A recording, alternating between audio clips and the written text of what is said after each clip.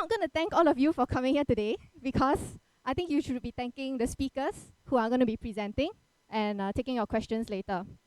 And in case you still don't really know why you're here, there are three main aims. The first one is for the gaming, streaming, talent, and creator community to come and have a place to talk about the problems and expectations that all of you have. And the second aim is for the brands, sponsors, and agencies to come here and tell you about their side of the story, what kind of expectations they have, and what kind of issues they have to deal with on their end. And of course, the final and most optimistic aim is that we matchmake both sides so that everyone achieves a greater understanding of everyone's needs. So, first up is Xiang, also known as Aeon. And I will just let him introduce himself. Do I? Really? Okay.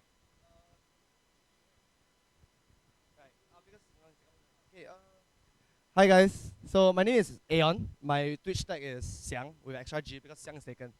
So small introduction about me is I used to be a hairdresser, right? And then I move on to bartending, nightlife, right? So after that, I'm into gaming so much that in the end, I left full job as a bar manager and went into streaming, right? So this is my first time giving a talk. So if you all got any question, just ask me. Right? I'm treating you guys as my viewers. So if you guys got any question, ask me please. Anything. I'll take any question. 8th of July. 8th of July. Coming soon. 8th of July. Coming soon. How what? How is nightlife? I am someone who don't drink. I know you all probably won't believe. I don't like alcohol, but I like to serve alcohol. So for me, I like it. I like it for the music. I enjoy the music a lot. So especially when when you're working, the music flow. It's like when you're running. You need music, right? When you're running, you don't want to hear your own breath and everything. Okay, I think Eliza has a question. Yes. There was a point. Okay, so my question is, you are full-time streaming right now. So is everything going smoothly for you, or are there difficulties that you are facing? Or you The face? moment I got my sub button, everything actually went smoothly. I actually wanted to quit Stop on 2016 December because I tried to apply the button, the sub button, and it kept rejecting me. And then I almost went broke. Let me tell you this. This, when you start out, it's not about the money for me because it's for the passion. I had like 30K of own saving, almost went broke. So I told my viewers, if I still can't get my sub button right before 2017, I have to find a full-time job and go for it. And eventually, I got it. Then, because when I was streaming, I went for 7 days streaming. I'm someone who believes in two paths. It's either you study hard, which I don't like to study, or you work fucking hard. So I'm sorry. Or you work damn hard, right? So I'm someone who's willing to work from the bottom and grounds up. From shampoo boy to hairdresser, from a waiter to a senior waiter, and then junior bartender, and then to a bar manager and something. Anymore. I usually give this talk to my staff, not. So when I say, all right guys, tonight, okay, work well, don't let me catch you drinking on the job, because I don't drink. So if you guys got any questions, please go ahead, really. All right, let's go. Okay, so you say like now that you have a sub button and everything, that's how you continue to stream, right? Yes, that's so correct. right now, after you get your sub button, is there any more problems or like difficulties you are facing? Difficulties wise, I don't really have, because I've got a small regular viewers already, right? I stream Blade and Soul, right? When I started streaming, I actually targeted Western viewers. My very first game was Monster Hunter 4 Ultimate. And it built from 10 to 20 to 40 to 50. And then after that, I moved on to Blade and Soul, right? I was playing Blade and Soul. I play this Taiwan region. So NA/EU just came out this game. So Taiwan region has much more advanced. So they always come to me for market information and price and like that. Then when I'm streaming, I'll be myself. In Singapore, we say what? Talk cock, sing song. Very easy. I'm a bartender. Very easy for me. So, I eventually managed to hold my regular a lot, actually. So, for now, difficulties? No, not really.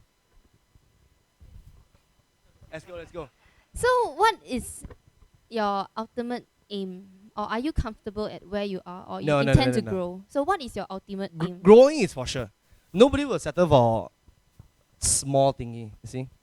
This is my passion, right? It's not about the money. Money, yes. Who doesn't love money, right? But passion. So I want to build a good base first before I start looking for sponsorship, which is why I did not even try and look for sponsorship. I save my own money, build up my computer, my PC stuff, my streaming PC coming soon as well. And yeah, stuff like this, growing for sure. For sure. Like the first person I know is Eliza. As a Singaporean streamer, the first person I know is Eliza. Miss Jovo. So, Thank God for her, okay guys, thank God for her. how are you going to achieve your growing of fan base? Like, what are the plans that you are planning to take in order to expand your fan base? Okay, so there are a lot of new games coming out, right? And players who don't want to try new games because they don't want to spend. Example, founder packs and everything. So as a streamer, I think you have to be the first of everything. So when a new game comes out, which you think is good, get a founder pack. See whether if you can stream it, because there are certain games you can't stream, even though they let you close beta and test it. So the next game I'm actually looking forward to stream is Dauntless. It's something like Monster Hunter, but it's a PC open world thingy. So I emailed them already and I'm waiting for a reply and stuff like this. Any. Let's go. Yeah, actually, I also don't need mic. I've got a loudspeaker inbuilt. Okay, so I want to ask, right? So how did you market yourself? I didn't really market myself at all. Really, I did not market myself at all. I don't even have a Twitter back then when I started. It was a lot of stuff was done by my viewers. My layout, my Twitter, my Discord. It's all done by my viewers. They supported me. Aeon, I think you need this. Okay, get this for me. Then they will get it for me. Even my sub emotes. One of my regulars, like super regular, he donated a lot of money to me. He's from US, I think. He got someone to draw all my emotes for me. He drew 6 emotes. He paid like 50 USD for a package. So he tell me, Aeon, whenever you need new emotes, just tell me. I'll get someone to do it for you. So, I really, all this support from my viewers. It's all from my viewers.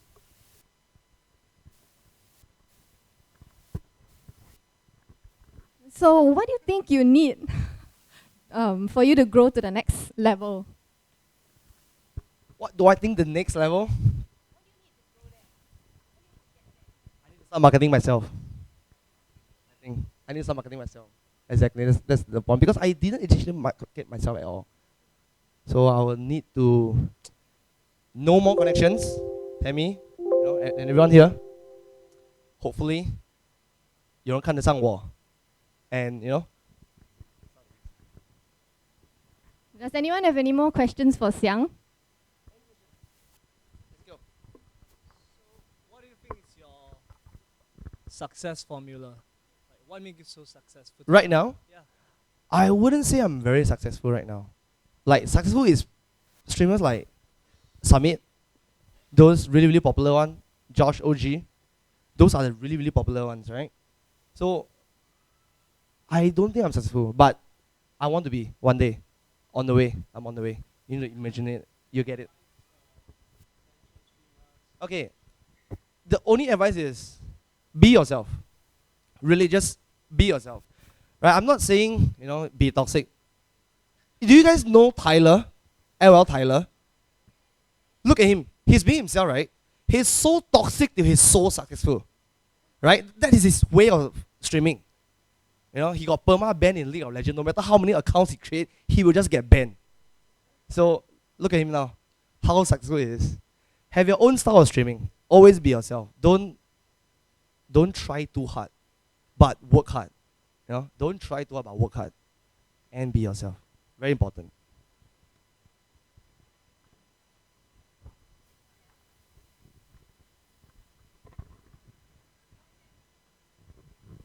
We can bring Xiang back later if you have more questions. I know this is like the first person to talk, so and his first time here to talk also. So everyone might not be warmed up yet. Next up, thank you Xiang. We have Haryanto from DXRacer. Hi. Hi, my name is Haryanto. I'm from DXRacer.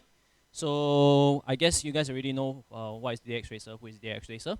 So if you have any questions, feel free to ask me.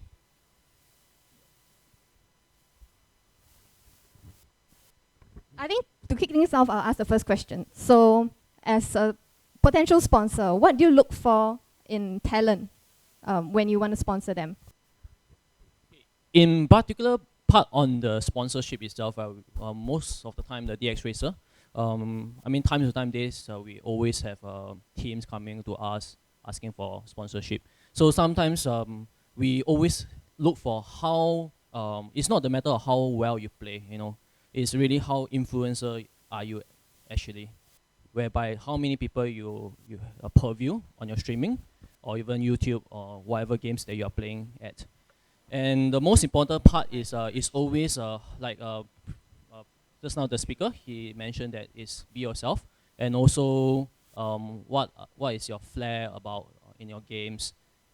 In overall, the DXRacer is always looking for someone to get actually reach to certain competitions, and we are also looking for talents and upcoming teams who have the potential to actually go for like Asian competition and even to WCG. Yep.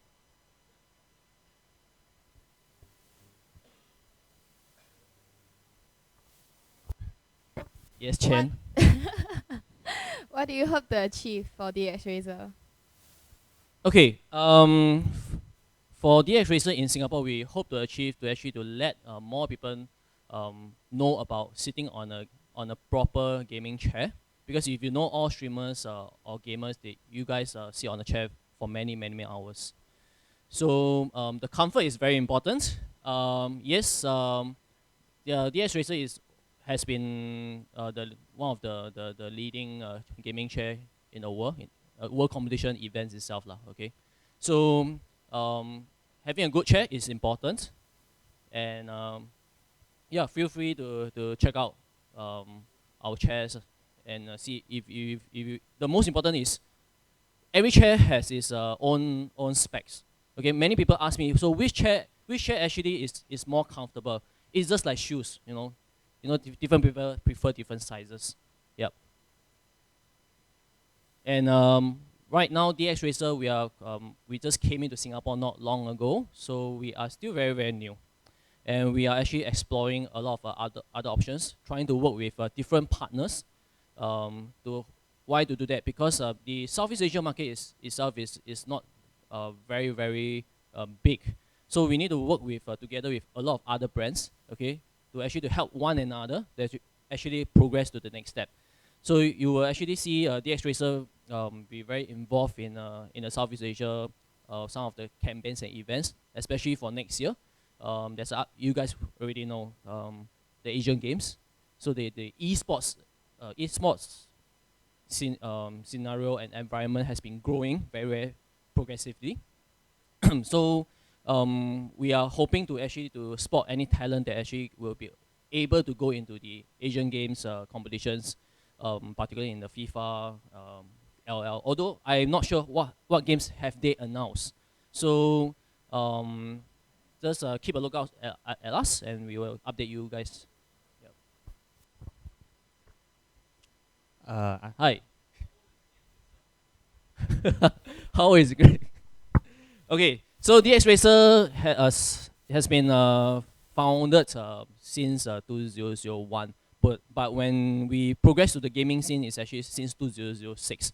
So if you ask me in overall, DXRacer is already since 2006 itself, so it's already like more than 10 years, okay, for DXRacer. But in Singapore, itself, we are just here like probably like coming to 1 year.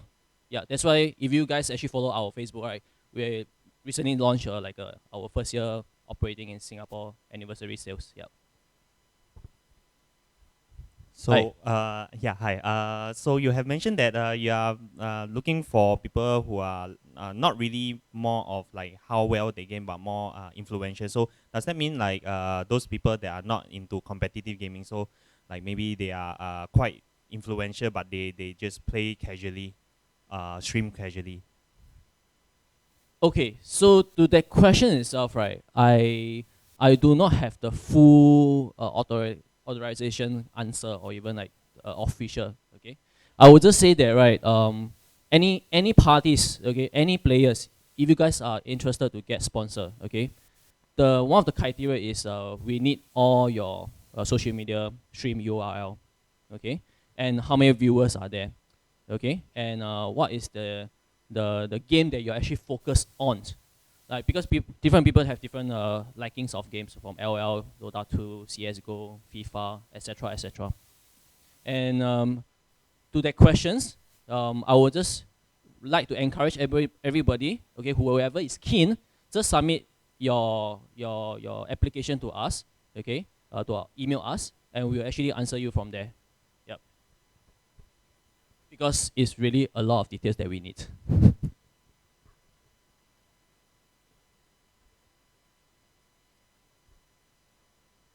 Any more questions? I can't hear you, sorry. I'm saying, is the requirement very high to get sponsorship from you all? Is the requirement very high?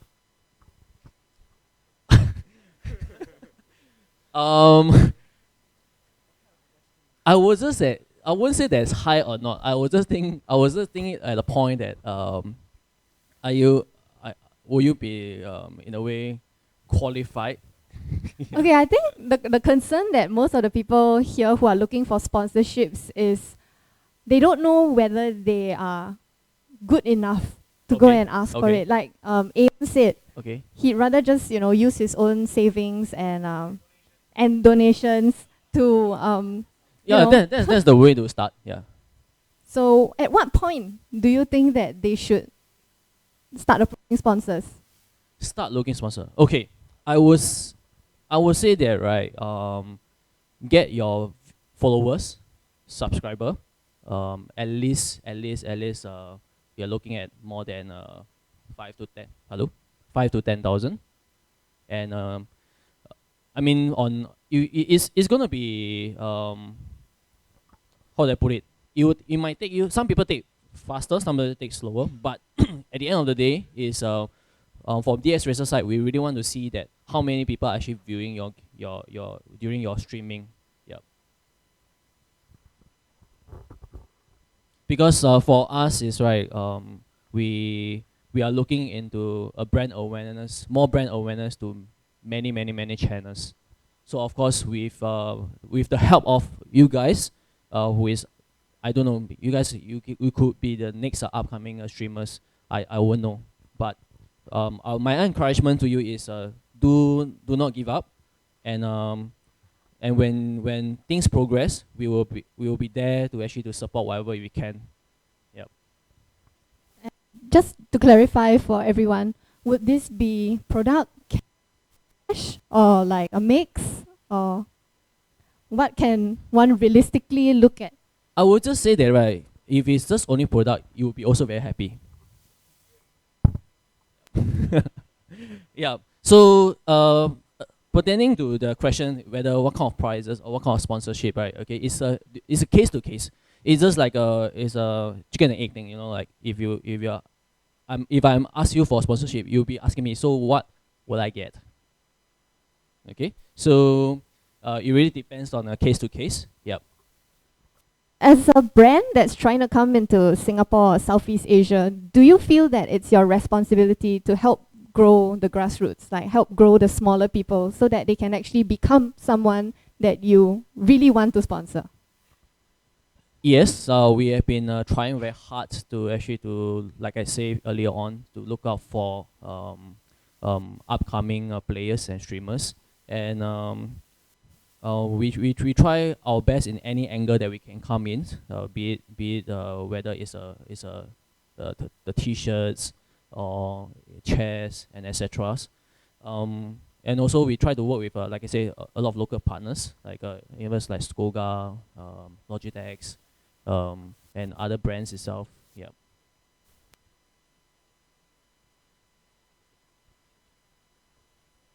Hi. Hello, hello. Okay. Yeah. Yes. With the market being quite competitive in terms of gaming apparels, chairs and tables, whatnot. Yep. What sets you apart from your competitors themselves? Whoa. This question. Do you really want me to answer that?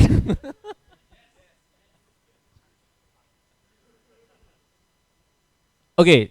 I think I have already hinted you guys when one of the guests actually asked me how long we have been around. So the principal brand itself is already been there since many years. Okay, I mean we have been there for many years. So I will just answer in a very nice way that we have been the leading gaming chair in the world. So we have been supporting a lot of big events from WCG, and we have a lot of popular teams. I think one of the teams you guys just know from the MSL competitions, SKT, the LOL, and Navi. I guess you guys know Navi, CS:GOs, Dota 2. Yep.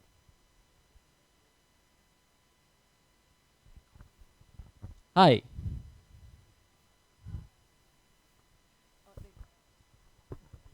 Hi. Hi. Do you have your DXRacer sponsored streamers that are so-called like not more of a gamer but more of a variety streamer like IRL creative?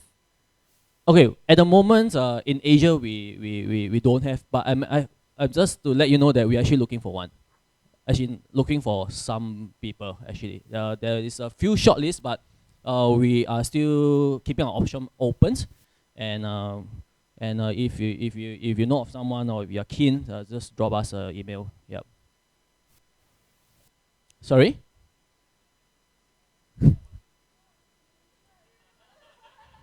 Oh, Euro at Delicious. Do you know actually I PM you or email you?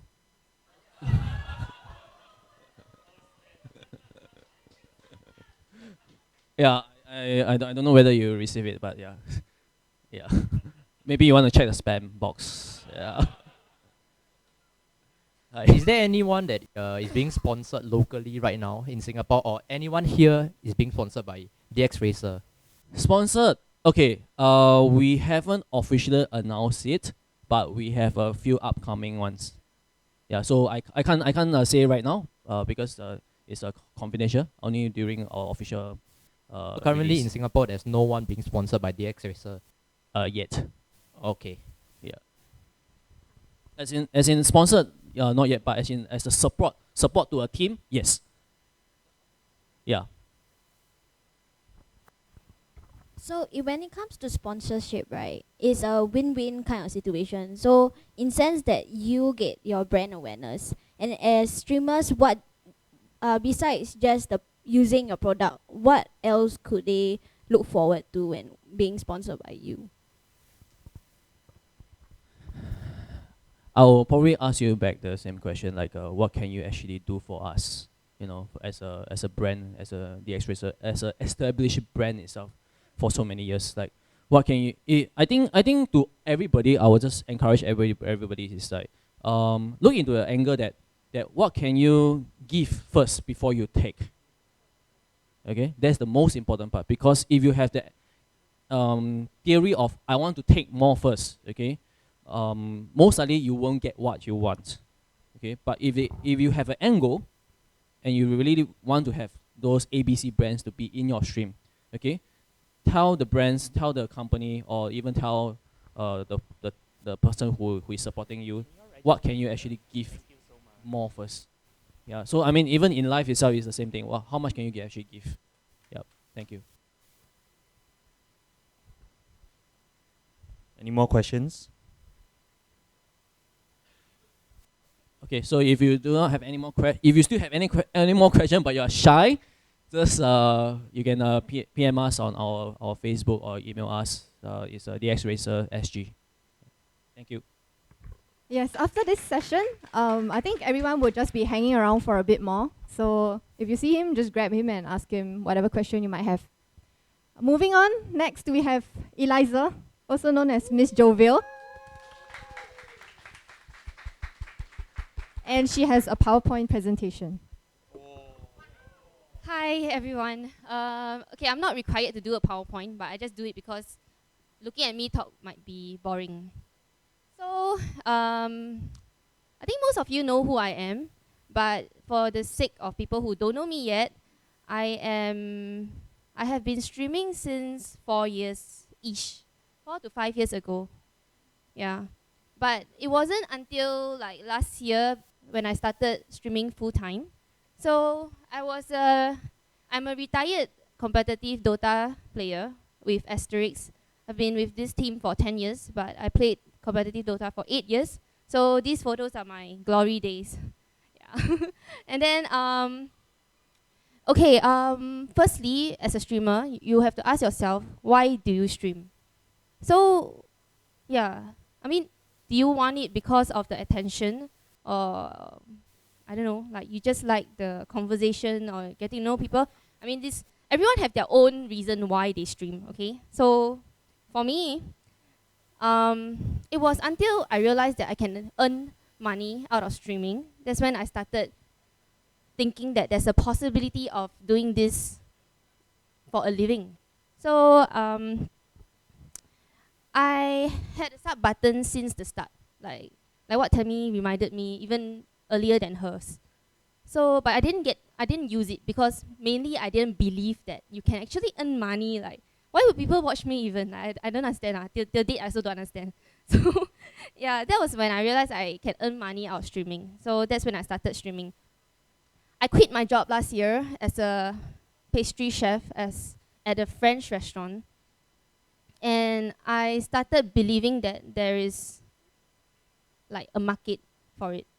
And it was until December when I joined as a talent, like to I don't know, it's like a management company called Catalyst Esports. That's when they hooked me up with Lenovo, and that was my turning point.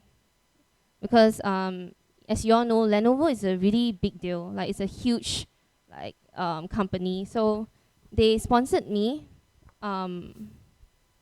products lah, like a desktop and everything. Because at that point, I also needed a new desktop to stream. So I signed a contract with them. It was a half-year contract, and I was really motivated.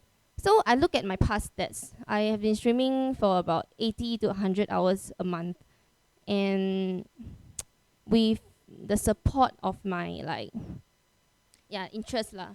So with the supportive community, it was really encouraging because you finally get to leave, like you finally get to get down and do what you always wanted to do. Like gaming and earning money together. I mean, like if you are thinking traditionally, it doesn't work, but it is working. So it was very enriching for me. And then with the supportive community, I have like a few subs that are already subbing to me for 2 years already. Like recently, they already sub consistently for 2 years already. And whenever I feel like giving up, it was them who always tell me, you know, I can't afford to leave my dreams. So I am supporting you because I want you to live your dreams. So yeah, the community here is very good. Like everyone is supporting each other. Even right now, like with the help of Kairos, like he has been gathering all the Singapore streamers and come together and create a community. And of course, exploration of creativity. Like for me, I bake and I like art a lot. So I thought of like creating new content for my streams to engage new viewers. Like I do art stream. So I paint online. So every session I do about 3 hours over a course of few days. And then when it's finished, I do a giveaway. I could have sold it lah, but I didn't want to lah. So and then I do food stream. So this is a chiffon cake that I made. I made other stuffs like I don't know, like moon cake or moon cake and such. So people like I get to do the things that I like to. Like I bake. I didn't like put it to waste. And next, I don't know what is next.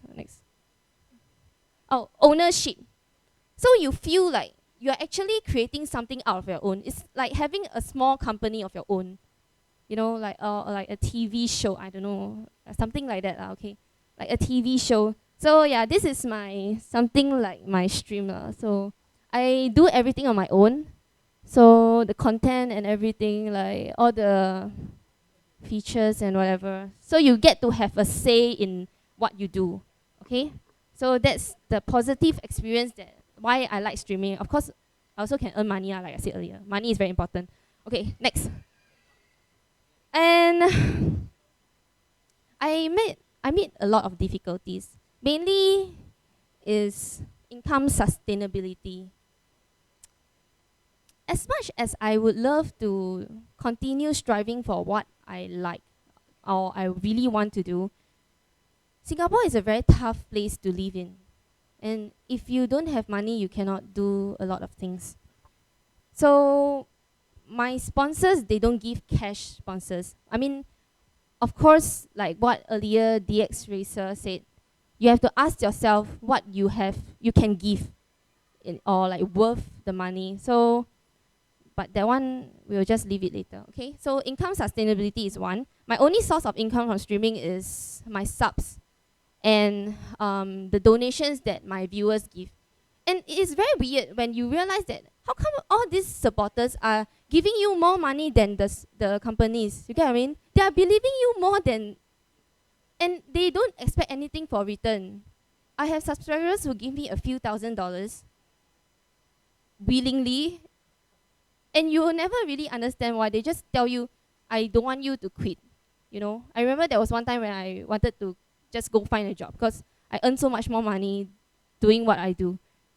But they say, you know, it's really a hard work. Like all these followers that you have right now, all these 10 to 20 people watching you, it's really worth something. So don't belittle yourself, you know. You have to keep going, okay? And then investors and sponsors expectation, like what DXRacer earlier said. He mentioned about followers, likes, social media stats, everything else, and concurrent viewers if you're a streamer. But the truth is, they are comparing your stats to America's, which is already established, like what they say, Summit and whatever, like all the pro streamers. Because their market is already established. It's really not fair for them to compare it with Asia's stats because Asia is it's only just started. And if they want to expand to Asia, then they have to find a balance or in between to work it out. You cannot have like a market out of nothing. You have to create a community and a market. So what my management told me about potential sponsors is that they look at my stats and they said, oh, 10,000 plus. We are looking for people over like 50, 100,000, which is, I cannot. I know that I've done my best, but I cannot give that. So this is the expectations that companies and brands are looking to sponsor, okay? And then lack of resources for me is, this is very important. It's an important factor for me because if you know, I stream out of a storeroom. I stream at my bomb shelter. So because of the space of course I will really much like to have like a proper studio with aircon and I mean all the lightings and all. But I make do with whatever I have.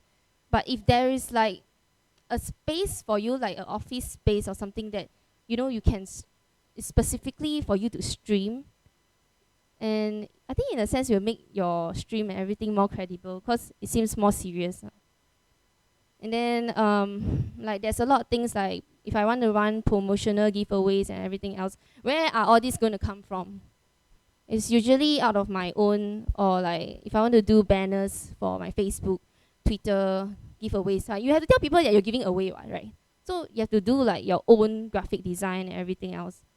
Like, so if there is like someone there for you to, you know, work together with and create all this, then it will be like a lot better. And then the small local community, if you realize there is, okay, compared to like Thailand, they are so supportive.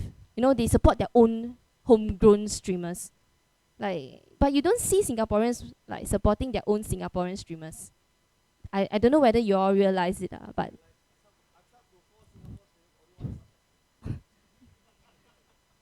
so yeah, we need to create a community, which is why I said Kairos is doing a very good job at it.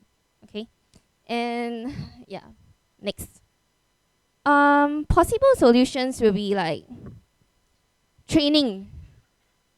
Training is very important. Okay, I'll tell you what is the problems that I found out when I started streaming. Firstly, if you started streaming, you have noticed that it's very weird to talk to the computer.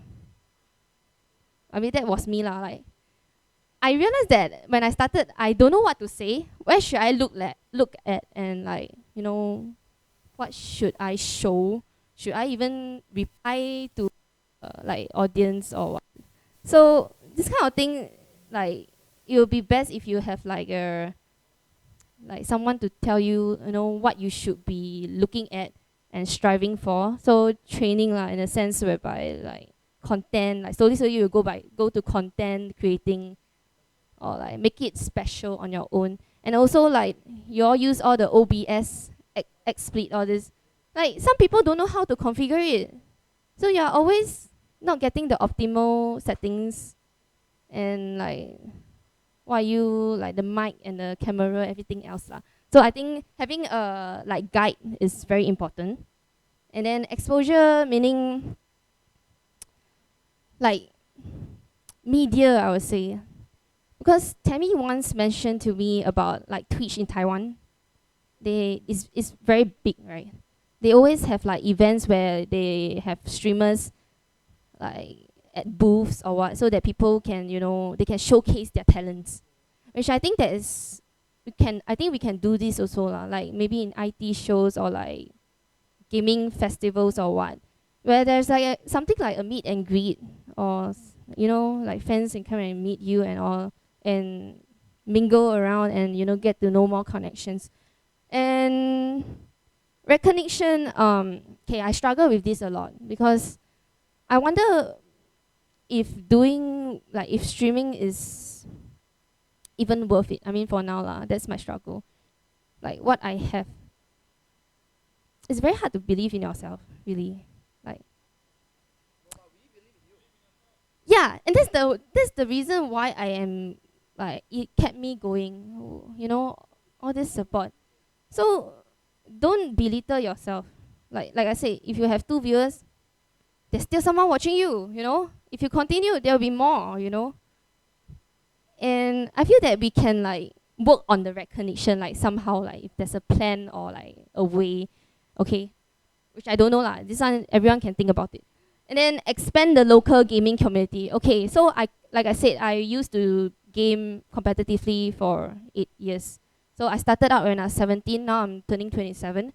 So back then, every weekend there is like small little competitions everywhere. Maybe one weekend I already got 2-3 competitions, like at different LAN shops and all. Now there's not much LAN shops available. So, and Dota has been, I don't know, and like I mean, last time I played Dota, so I'm talking about Dota lah. So I feel that now we should try to find a way to bring like the gamers together again. Because like for now, Singapore's gaming scene has already died. So somehow we need to revive that. Somehow. I don't know how, but somehow. Okay? Yeah, PUBG. Okay, next. Creating a sustainable market, supply and demand. Yeah, so you see, if there is a need for streamers, talents, and such lah, there will be people like, I mean, if there's a need for this, then there will be companies coming to you. Like, I want to sponsor you, you know, because you can do this for me. But you also have to like know what you can give lah. Like, you know, create like something like ecosystem thing where it's not just a one-time off thing. So because from what I experienced, right, my previous experience is that companies are kind of like giving you a one-time thing, and they don't even know what they want out of you. They don't have a direct, specific direction. Like, it's like advertising and not a marketing already. Yeah, you're just advertising for them. Okay. So if we can create like I said, a win-win situation. Right now it's only a win or loss. So if you can create a win-win situation somehow, I don't know how, we can continue. Or I can like continue doing this. Okay. So yeah, that's about it. So is there any like questions? Or yeah. Yes. Hi, Miss PMS Jovo. Heard a lot about you through mutual acquaintances. So, what are your current plans and future plans? Okay. Thank you. My current plans, because my contract with Lenovo ended. I was given a renewal contract, but I did not take it up because there were simply no cash sponsors. I didn't really bother to listen to what else they can offer because I have products already. What else do I don't need our products. And I also don't know what they want to get out of it also. Like, they are based overseas, so there's a lot of communication breakdown also. Like, you know, I really don't know their direction. So for me, I have decided to stop streaming. Not because that I don't enjoy it. I really want to, but like I said, money is very important. I have responsibilities. So, but I am looking for a job in esports because this is my passion. And somehow I find that I really want to still be contributing to this esports thing. I mean, this 10 years of experience playing games and being in this esports scene is not for nothing. Like, it obviously has got its own value. Yeah, so that's my plan right now. So there isn't a balance between streaming and esports, or you're just gonna choose one or another? I believe that if you want to do well at something, you can only choose one. You cannot have both worlds. If you really want to go extreme, you do it. You cannot have like 50, you only have 100%, you know. You choose how many percent you want to put at each. Like I said, you have only got 24 hours. Yeah, you cannot have both worlds. That's what I believe in. That's why I am very glad that I did this 6 months of not working and streaming full time, because I can say that, I can confidently tell you that no one has ever done that. And I've tried it. I tried it and I know the difficulty.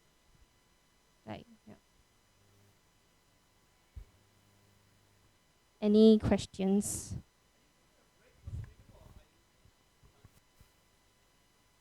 Unless there is like a revival or a way that I can earn money more stably than just waiting for subs and donations, I will stream.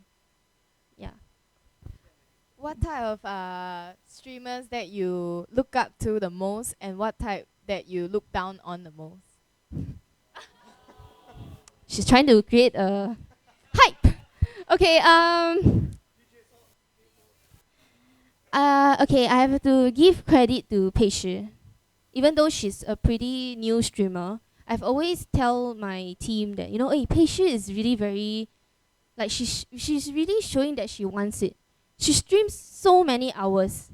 Even though at the start, she doesn't really have a lot of viewers, but right now it's growing steadily. And if you are not going to persevere on your own, nobody is going to fight for you, you know? Like I said, if you have 2 viewers, then what? 2 viewers only, no one is going to watch me, don't stream already. Then you got 0.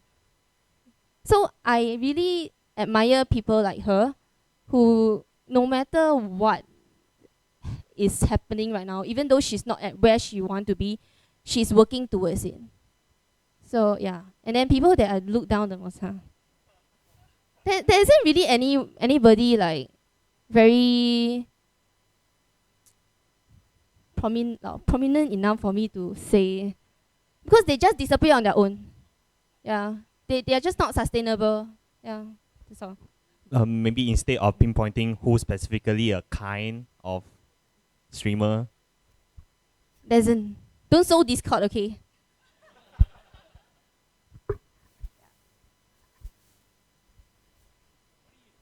As a female, no, it's fine. As a female, Yeah. Sorry? Disadvantage. A positive and okay, everyone knows that being a female, I don't know why, okay? I didn't choose to be a female either. And I don't know why the market has got this demand or I don't hype or need or I don't know biased point of view. But sex sells. No matter whether you like it or I approve or disagree, okay? Sex sells. So if you're a gamer and you're female, people will be like, whoa, this girl plays game. This is you can see it as a positive point of view. Like people will also look down on you because of that. Because girl streamer, they just there to show their boobs. Okay? Or like they make these disparaging remarks. Like when you stream, there are people who say, show your tits. But I've been dealing with it my whole life. Like I don't care. This is just a small portion of it. But being a female gamer, it means that you have like a upper hand of grabbing more attention already, like naturally. Okay? And like disadvantage. What else? Disadvantage will be like I said, people won't take you really, really seriously unless you are doing things to show it. But I think it also applies to like guy gamers also.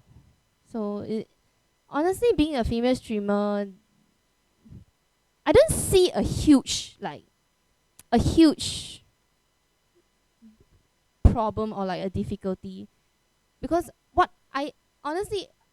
being a female competitive gamer, sometimes I play better than guys. Yeah. Yeah.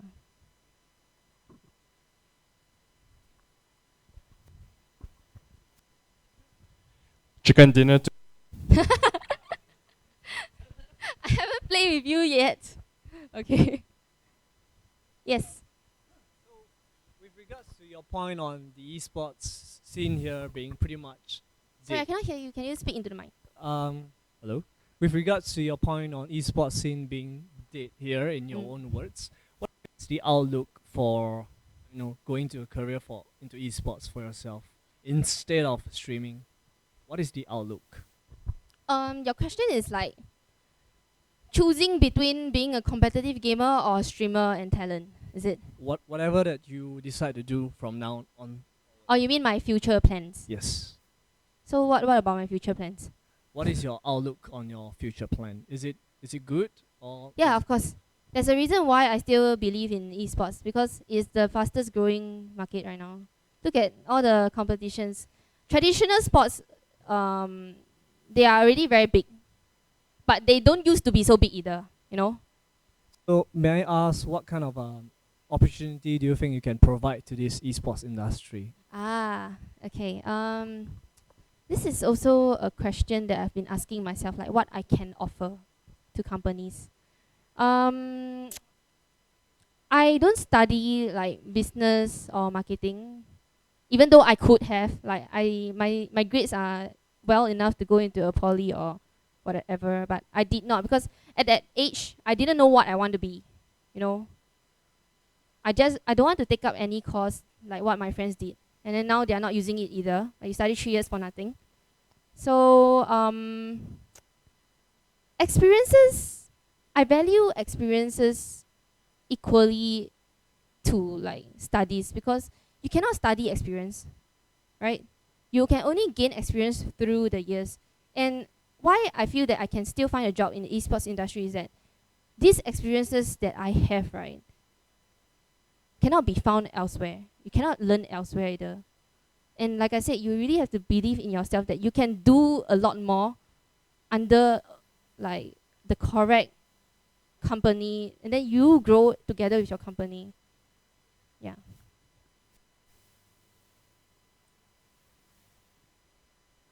I think that's about it, right? Thank you.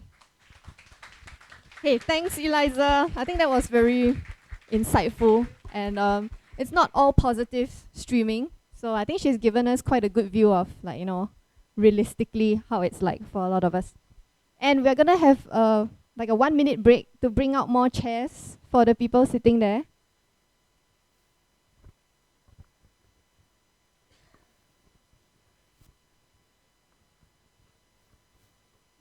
Like, it's just gonna be a very short break.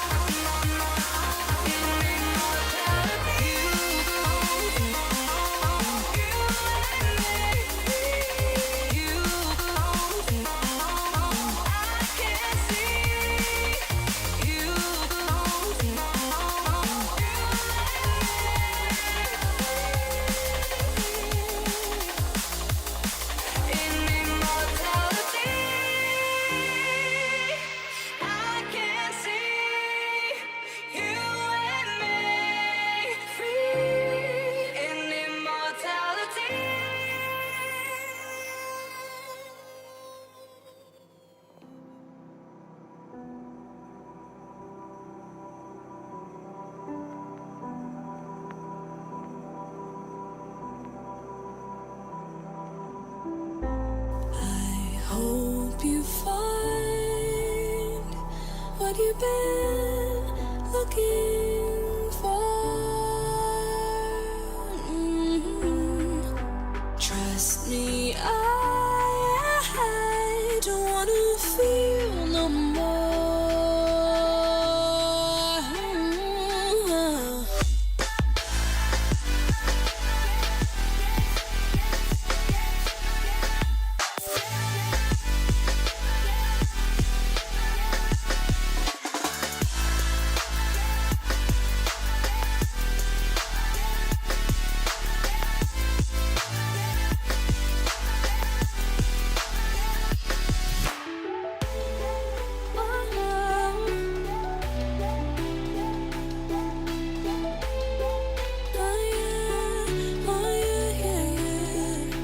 Never mind, I'm thinking out loud before we draw a crowd.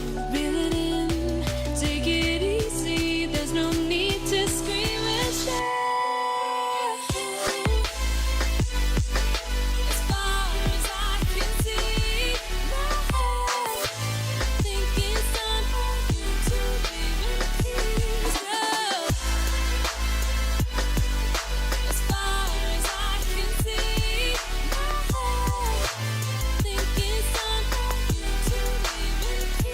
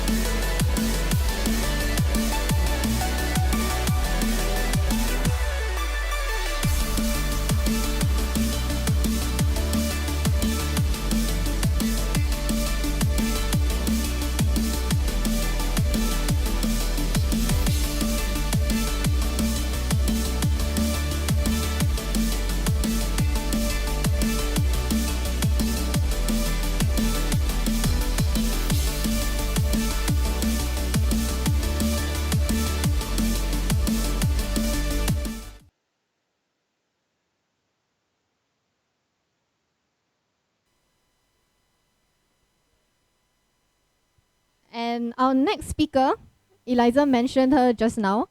She's a new streamer, pretty new. And her name is Peishi.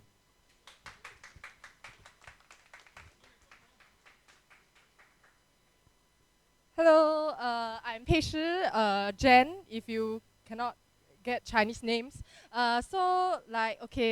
Thanks, Eliza, where's she? For the shout out. Yeah, so I'm here today because Tammy asked me to be here, so thanks for giving me this chance. Okay, so basically, I'm relatively new lah, but today I found out got people newer than me, 1 month plus. Yeah, so what do I do for my day job? I fire people for a living. Okay, so and then I stream at night. Yeah, okay, I tell my viewers that I fire people for a living. Okay, so anyway, a little bit about myself. I stream games and I do occasional IRL and then I sing. That is like high demand singing. People like to watch these type of things. Thanks, X-Milli, thanks. Okay, so how did I start streaming? Okay, actually, like a lot of people start streaming because got the passion for streaming. But actually, for me, it's like cause I saw my friends stream lah. Then I think like quite interesting. So like so I asked my friend about it. Then like he said, hey, give it a shot lah. Nothing to lose, ma. Somehow you girl sure can very easy get viewers one. Right, correct, right, Eliza. I don't know where is she lah. Yeah. So like at first when I first started. I struggled for 6 months, okay, like for like 5 to 10 people watching my stream only. So like I thought like, nobody gonna watch. Then like, so these people that are in my channel, you know what's the most fail fish thing or not? They are in my game. So means what? The chat is dead, right? So means like your stream is dead lah, So like I struggled with that for about 6 months, half a year. So I've been around for a year lah, so a year plus So, my turning point, I wouldn't say it's turning point, it's a small breakthrough, is when viewers from another stream came to the channel because they are, like, that streamer is looking for people to host. So, I don't know if y'all know who is Jojo Lo or Puipito. So, like, their streamers, like, also, they have been around for some time. Then their viewers come and then they host me. So, so that's like my turning point lah.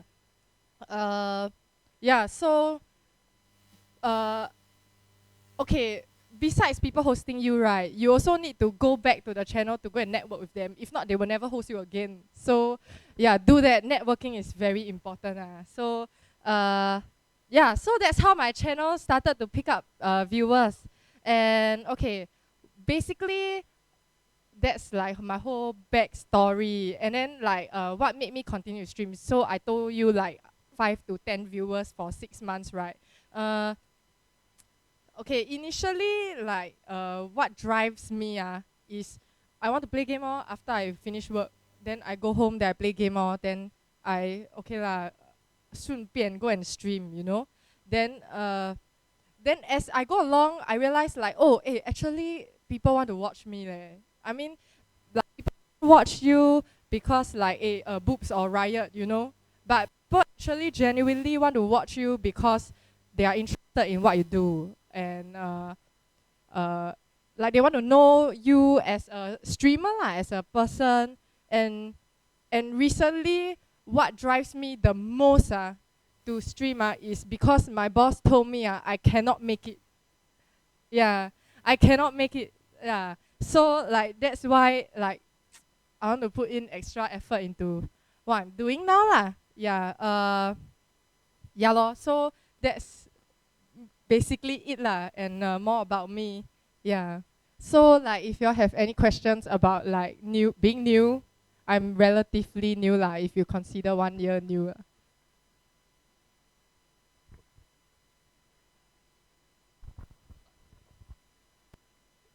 Huh? Yeah. So you say sex sells, right? Like what Miss Jovia mentioned just now, Uh-huh. You also know that sex sells, but not majority of the streamers that? here are Oh, sex sells, Sex right? sells. Okay, I cannot really hear. Okay. Okay, so majority of the streamer here are guys, So do you have any advice for them? I mean, like you can. This should be a question for Xiang, right? uh.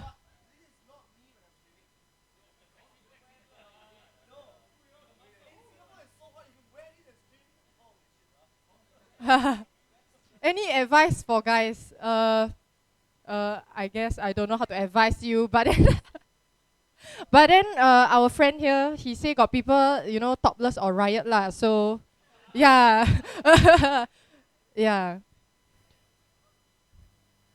I mean, advice. I think just ignore these comments. I think they are quite crude lah. I mean, like sex sells.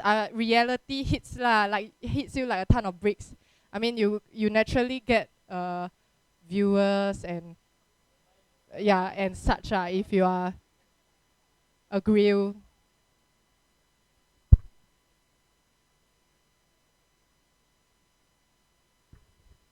Okay, I'll talk to her. So what's your end goal? Like what is your ultimate aim in streaming? My ultimate aim in streaming ultimate aim as in I don't have like an ultimate aim as of now, but I do have a goal is right now I have 20, 30 odd people watching me on good days. So like I want to maintain and if better grow this community of viewers. What I want to achieve is like to reach like international viewers, because I know because if you have a day job, it's very hard to stream in the correct time zone for Asians to watch. I stream around like 8 until 2 a.m. If you're awake at 2 a.m., you might be able to catch me. So international viewers, is my goal as of now. Because I noticed a trend like they come on in the afternoon, so I can't do that. Is the reason why you want to reach international viewers because there are not enough Singaporean viewers? I wouldn't say there are not enough. I think there are viewers. There is a community like what Eliza said, that Kairos is building the community in SG. But I guess it's like you have, I don't know. I think it's more. It gives like your current viewers a more different experience, because like how to say, they come from somewhere else, and then like maybe the games that they play is different and stuff lah, and like maybe they're like some people from like maybe not Asian countries, they are like not so reserved, so like they have a lot more like constructive feedback for you and stuff. Hi. So currently, what games are you currently streaming? What games you play? I play Dota 2, I play Overwatch, and I just jumped onto the hype train of PUBG. Yeah. That's the games that I play. I play like FPS games also, like Titanfall and such. So you have said your kind of like a goal in end and whatnot, but do you have like a kind of like a plan for to reach that goal? As of now, I can only think of like going to network, like because I have like if I manage to catch somebody on my stream that are from elsewhere, and then they also stream, so like I try to catch them when they are streaming, so like I go to their chat and say hi and stuff like that.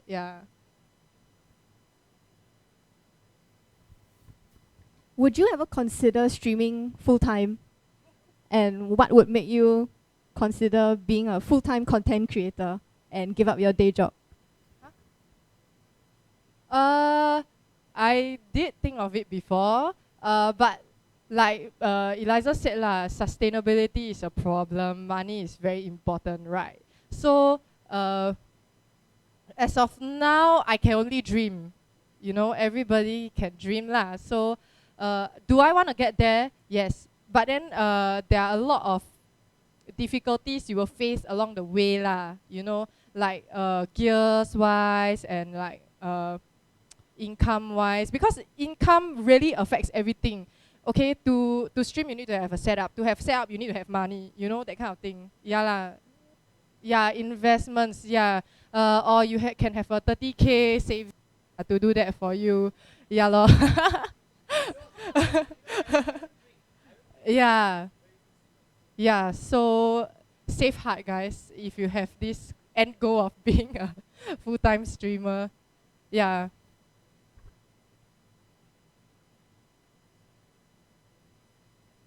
Okay, thank you, Peishi. The next person is Qian from Akibapress.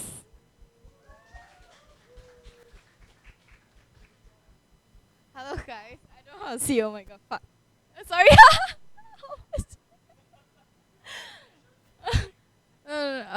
It's okay. Okay, so guys, I'm Qian. People who don't know me, I stream too, but I have this media platform called Akibapress. Wait, let me check my slide. Okay, so I'm from Akibapress. We are new media platform. My guys are sitting behind. Like videographer, all this. We do media coverage, and we started in April. Yeah, so over the few weeks, these few months and few weeks, we have discovered that media is like mafias. We are the first source of information for esports and for all those gaming content, news release for game and stuff. So we tend to absorb information. Yeah, we tend to absorb information, glance through at the first sight. So a lot of media coverage companies, they take advantage. Like let's say certain brand pay let's say Akibapress this certain amount of money to say something. So often it comes out as false information. So what we are here to do is to give out the correct information. We are non-biased. We don't accept any amount of money or whatever stuff to give that source of information that anybody wants. So what we are here to do is to have the credibility for media outlets. So example, we are here also to aid all the streamers. Like example, let's say Peishi. I will invite her, come to my office, do a video for more exposure. We are very new, as I said, we started in April, so we can grow together as a media platform or as a streamer. I'm also a streamer, so I can grow together also with Akiba, with everyone. Any streamer, I'm gonna invite like streamers every week to come to my office to do a video. Yeah, so that's what I can do to help with the streaming community. And we also want to provide in-depth coverage for local businesses, like all the brands out there. And let's say Qian, we have a partnership with Qian. Like let's say they do game release, and we can help them do the like what is this game about, where to buy, and how we can help the streamer along with this way is we can help to connect with the streamers. Like example, let's say this streamer want to do this game. I will connect it with Qian, and then you all can come over to do a media coverage with us. Yeah, so that is the advantage of what you can get from Akibapress. Yeah, that is somewhat about it lah. Yeah, we do have a website also. It's www.akibapress.com. Yeah, sorry, I very blur. Yeah, so you guys can check it out. I do like a lot of game release and stuff like E3. My man down there never sleep for many days, just in the office. Yeah. So any questions for me?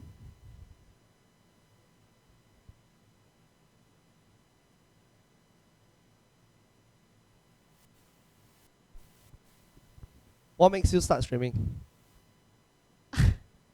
I think I'm speaking in a media platform, but it's okay. What makes me start streaming? I started on Bigo. No, Facebook stream. I stream mukbang. and IRL. Then after that, one of my friend told me there's Bigo. You can earn beans from it, and then the beans you can exchange it into money. So but after that I realized there's Twitch also. So it's like I dropped the corn for a watermelon. Yeah, so I started streaming Twitch with very less viewer only, and at certain point in time I got very discouraged. So it's only a few months ago I feel like quitting already, because I've seen my own friend who just started and it got so much viewers. I was so envious. I'm like a jealousy bitch lah, but it's okay. Then after that, my mod over there, Zach, love you so much. Yeah, he he encouraged me, and the whole team is there, Gordon. Then like they just encourage me to continue. Don't care. Usually when I stream, I just block the fucking viewership. I'm so sorry again. Yeah, I just block the viewership. Yeah, example there is, let's say there is 30. Let's say there's 30 viewer. I don't even know. I just block it, so I don't even see. Yeah, that's a way to help me not to be so discouraged. Yeah. Example, sometimes some people host you 100 plus viewers. Wow, then suddenly within a second it drop. Yeah, that is like very discouraging. So your performance will drop also. So don't look at the viewership. Do not. Yeah.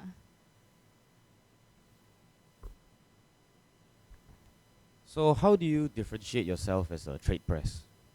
As a what? Trade press. Trade press. So you cover only esports, right? We do cover we cover any sorts of for gaming stuff.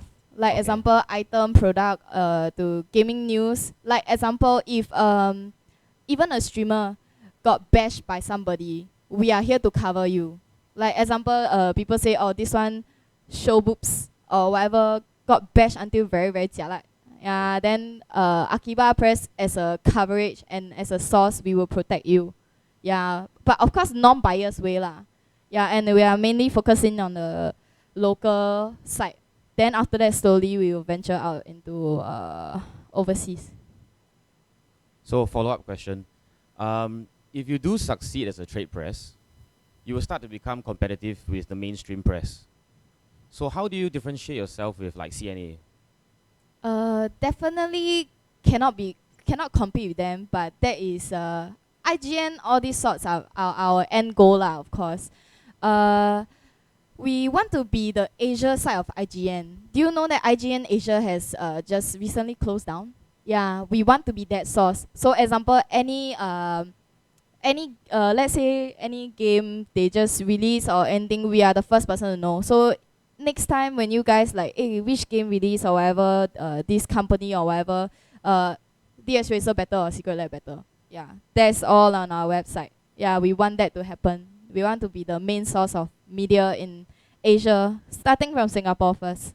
Then hopefully it will go overseas. So that's my day job. Yeah, night job is streaming. Yeah.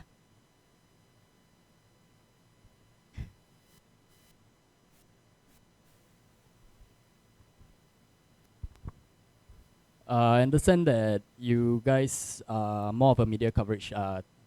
Okay, basically your coverage, press coverage. Yeah, but since you mentioned that you are trying to help out streamers and grow the community in general, are you looking at sponsorships, or are you looking at any form of support physically in terms of technical wise or venue wise, other than just bringing them on board? Then that's it. Are you planning to look forward to maybe like collaborations and not just a one-time thing? We do have like collaborations and stuff. Like for monetary wise, it's of a different stuff. That is with like bigger companies. That aside can put aside lah. If let's say collaboration, let's say streamers and stuff, we do have like example.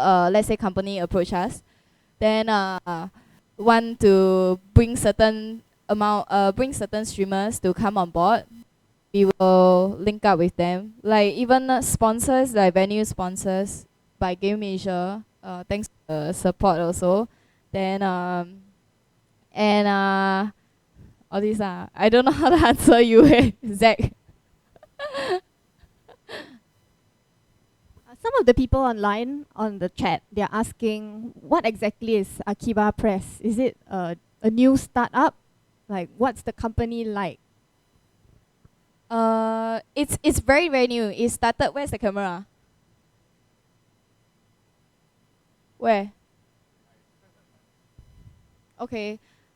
Oh, beside the light. Oh shit. Akibapress is very very new. It just started this year April. So we cover all the latest game, all the hot games that are coming out, and the game dramas, like 八卦 game news and stuff, and even Overwatch announcements and stuff.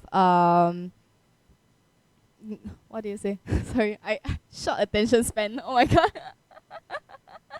Yeah, so yeah, we mainly do all the news. Yeah, and for our YouTube is more of fun time. We do have a YouTube channel also. That is for like all the streamers if they wanna be on board and stuff, like Secret Lab, and all type girls. Yeah, which is Tammy, myself, Bada, and Yuith, who is not here today with us. Okay, that sounds very wrong. Not here, not in Singapore. Okay.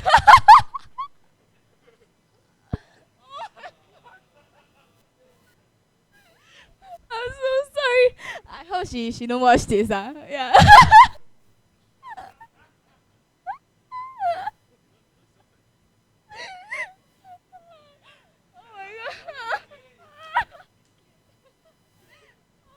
Okay, it's definitely clipped.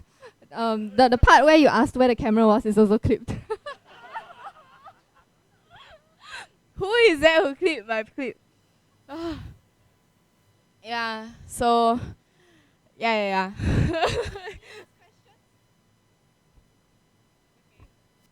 Okay, thank you, Qian. Oh, hang on, one more here. Yeah. Do you still do multimedia streaming, or do you just focus on Twitch now? Sorry, I cannot hear. Do you still do multimedia streaming, or are you focusing on Twitch now? Am I still a multi-millionaire? Is it? No. No, I'm okay, sorry. Oh, I'm saying multimedia streaming as in what? I mean, like, do you still stream on Bigo or Facebook, or Oh, are you focusing on Twitch now? Bigo, rarely, because I want to focus myself on Twitch. Okay. Yeah, because I see a potential, and especially everybody who came down today are streamers and media and brands. Wow, like it seems like this really growing, so we need to help each other. Yeah, do not clip me also. Yeah. Okay, thank you, Tian. Oh wait, Li Jia. Okay. Yeah. So these events, is it a one-off thing? Do you have future plans to do something similar or bigger Yeah, scale? of course. Every day I'm cracking my head to think of what I can do for the streamers, what I can do for all the brands and media platforms. Yeah, my head is almost cracked lah, but like, yeah, I'm trying my best to think of more. And you see, Tammy is trying so hard herself also. Is what the Eliza said. Kairos also trying his best to bring this whole community together. Yeah.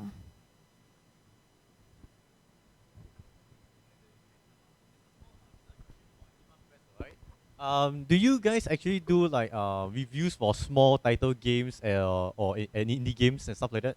Yes, we do. We did for Nintendo Switch. Yeah, and we did for Tekken 7, which Chishan is like our supporter lah. Yeah, so usually got like collective edition, limited edition collectibles. Yeah, we will be there. Because to me, like Taken, all these titles are actually quite well established already, right? But I mean, do you give like reviews to those kind of like small titles, MMORPGs type of games like that? Yeah. We also cover like that's on our on our YouTube. We do like certain gameplays, like example, Unleash. What is that game called? Something Unleash. I forgot already. Tennis Warrior. Yeah, Unleash. Oh. You mean the phone game? Yeah, phone game. We do all sorts, like phone games, computer games, even Outlast 2. Oh my god, I hate that game. Yesterday with my streamer. Yeah, then all sorts of game. Any like Switch, from Switch to mobile phone, and reviews also. So like let's say I mean, for like say content-wise, I say you can actually ask you guys to actually give a review for a certain game, I guess. Yeah, you can. You can comment down on the YouTube below also. We see every single comment. So okay, I think that's all.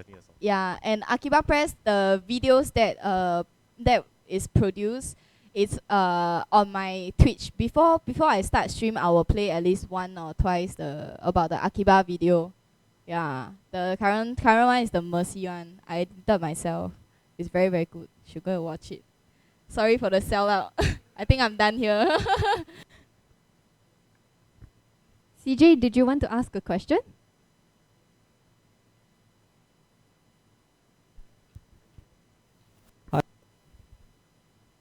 Hi, hello. Okay, not to sound rude or anything, but why should we as viewers choose to follow your site instead of other more well-established sources of information? I mean like you can definitely you can definitely follow all the sites that you want because we are trying to build credibility right here, and so how should I answer this? Wait, let me think. Because we are non-biased, as a lot of the sites that you see, that is for our back resources. When we go to research and stuff, certain of the brand, they pay the website just for the news. So a lot of the news, like what you see, is false. There are companies that approach us, pay certain amount or certain sponsorship. We didn't take that because we want the credibility. So our website is definitely true. Yeah, and it's local. Support local talent. Yeah.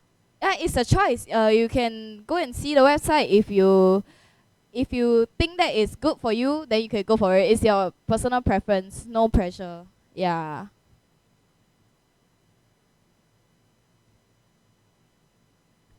Okay, by the way, Qian helped me pull this gathering here together as well. So I'd like to thank her for that. And next up, we have Thomas, also known as Blisk. And I think he is the only, well, legitly professional gamer who is going to speak today. And he'll tell you his journey since then and his story of how it led him to where he is today. Okay, hi. We get a sofa, so fancy. Okay, I'll do a quick introduction about myself because I don't think a lot of people know about me, even though I've played pro for quite a while now. Ex-pro, so I've stopped for also quite a while now. So, I play StarCraft 2, that's my background. And then, okay, we'll just do the whole journey of my esports first. So, I started out playing this game when my friend introduced me to it. I was actually just playing Dota 1 back then, and then I scrimmed with some of the pros like HY and all the rest. But I never went pro in that. So I was just a very competitive player. And then when we went into StarCraft, I really, really liked the game. So I kept practicing. And I started all the way from the bottom. So I was like the worst rank. And I kept playing until I reached the top. And then I joined LAN competition. That was when I first got picked up by Flash Esports, if any of you know them. And then after that, started joining overseas tournaments, contacted quite a few like local sponsors to send me to like DreamHack, and that was when I got noticed more. And then when Flash disbanded, I got picked up by a Swiss team called My Insanity. They're quite big in StarCraft, and they were in League of Legends for a while, Dota for a while, Hearthstone. So I got picked up by them. That was when I went for even more tournaments, so mostly DreamHacks and IEMs. And then after that, I think it was 2 years back, that was when I won my last tournament, and then I stopped the next year. So last year, January, I kind of stopped gaming, and from then on, I moved into YouTube. So that's kind of my journey.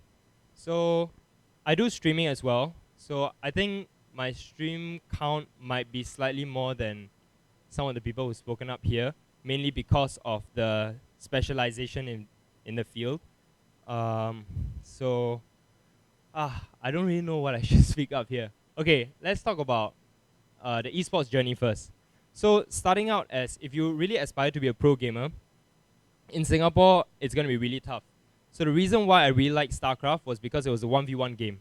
There was no team basis. If you want to set up a team, you're going to need 5 people of the same discipline, same mentality, same schedule that you can all practice together. So that is insanely difficult. And even if you do have that for like a few months, after that you see a lot of these Dota teams or League of Legends teams disbanding and then setting up home somewhere else again. So that's one thing which is really tough here in Singapore, because especially with like the very hasty kind of like life cycle that we go through, it's crazy difficult. So StarCraft was amazing because I just had to focus on myself. Then the next thing would be being noticed. So if you want to do this kind of like new media careers, it's not about if you want to venture in just to make money or think it's going to be easy just sitting in front of a computer to play games. I think you're in it for the wrong reasons already. So if you really want to do this, it's got to be for the passion of the game, got to be for the passion of just creating content and stuff like that. So if you that's why you see a lot of the streamers who kind of make it are okay with streaming like 6 months with only like 5 to 10 viewers. Because aside from being so-called famous or whatever, you're there to just build content and you just love the game itself. So spending time aligns with your habit already. Like, so you would never feel like it's a huge waste of time, because no matter what, you're going to spend that number of hours playing the game anyways. So that was what it felt to me. I'll talk a bit about streaming. So for streaming, if you just want to jump in and start streaming and kind of make it, I think it's crazy difficult. So I really applaud those who like go 6 months with like 5 to 10 viewers. For me, I was already like at a certain level of a game. So it was way easier for me to draw in viewers because they know I was at a caliber, a competitive caliber. Number 2 is you need a specialization. So some people are huge personalities, so they're just fun to watch, which is quite it's quite difficult to create a personality. You gotta be somehow born with it. It's like a talent. But for me, it's more about analysis. So I'm a very analytical person. That was how, number 1, why people watch my stream, and number 2, why a lot of pros reached out to me. So if you have this connection with other pro gamers, what happens is they most likely would support your stream. So while I was streaming, they would come and host me, and that's how I gained my viewers. The other thing is, don't be afraid to be a bit more thick-skinned. So go and like message whether it's like for me, StarCraft is mainly on Team Liquid. So I messaged the people on Team Liquid whether they could feature me after I won like a few tournaments back to back, and they did so. So whenever there are no other huge pro gamers streaming, I would stream.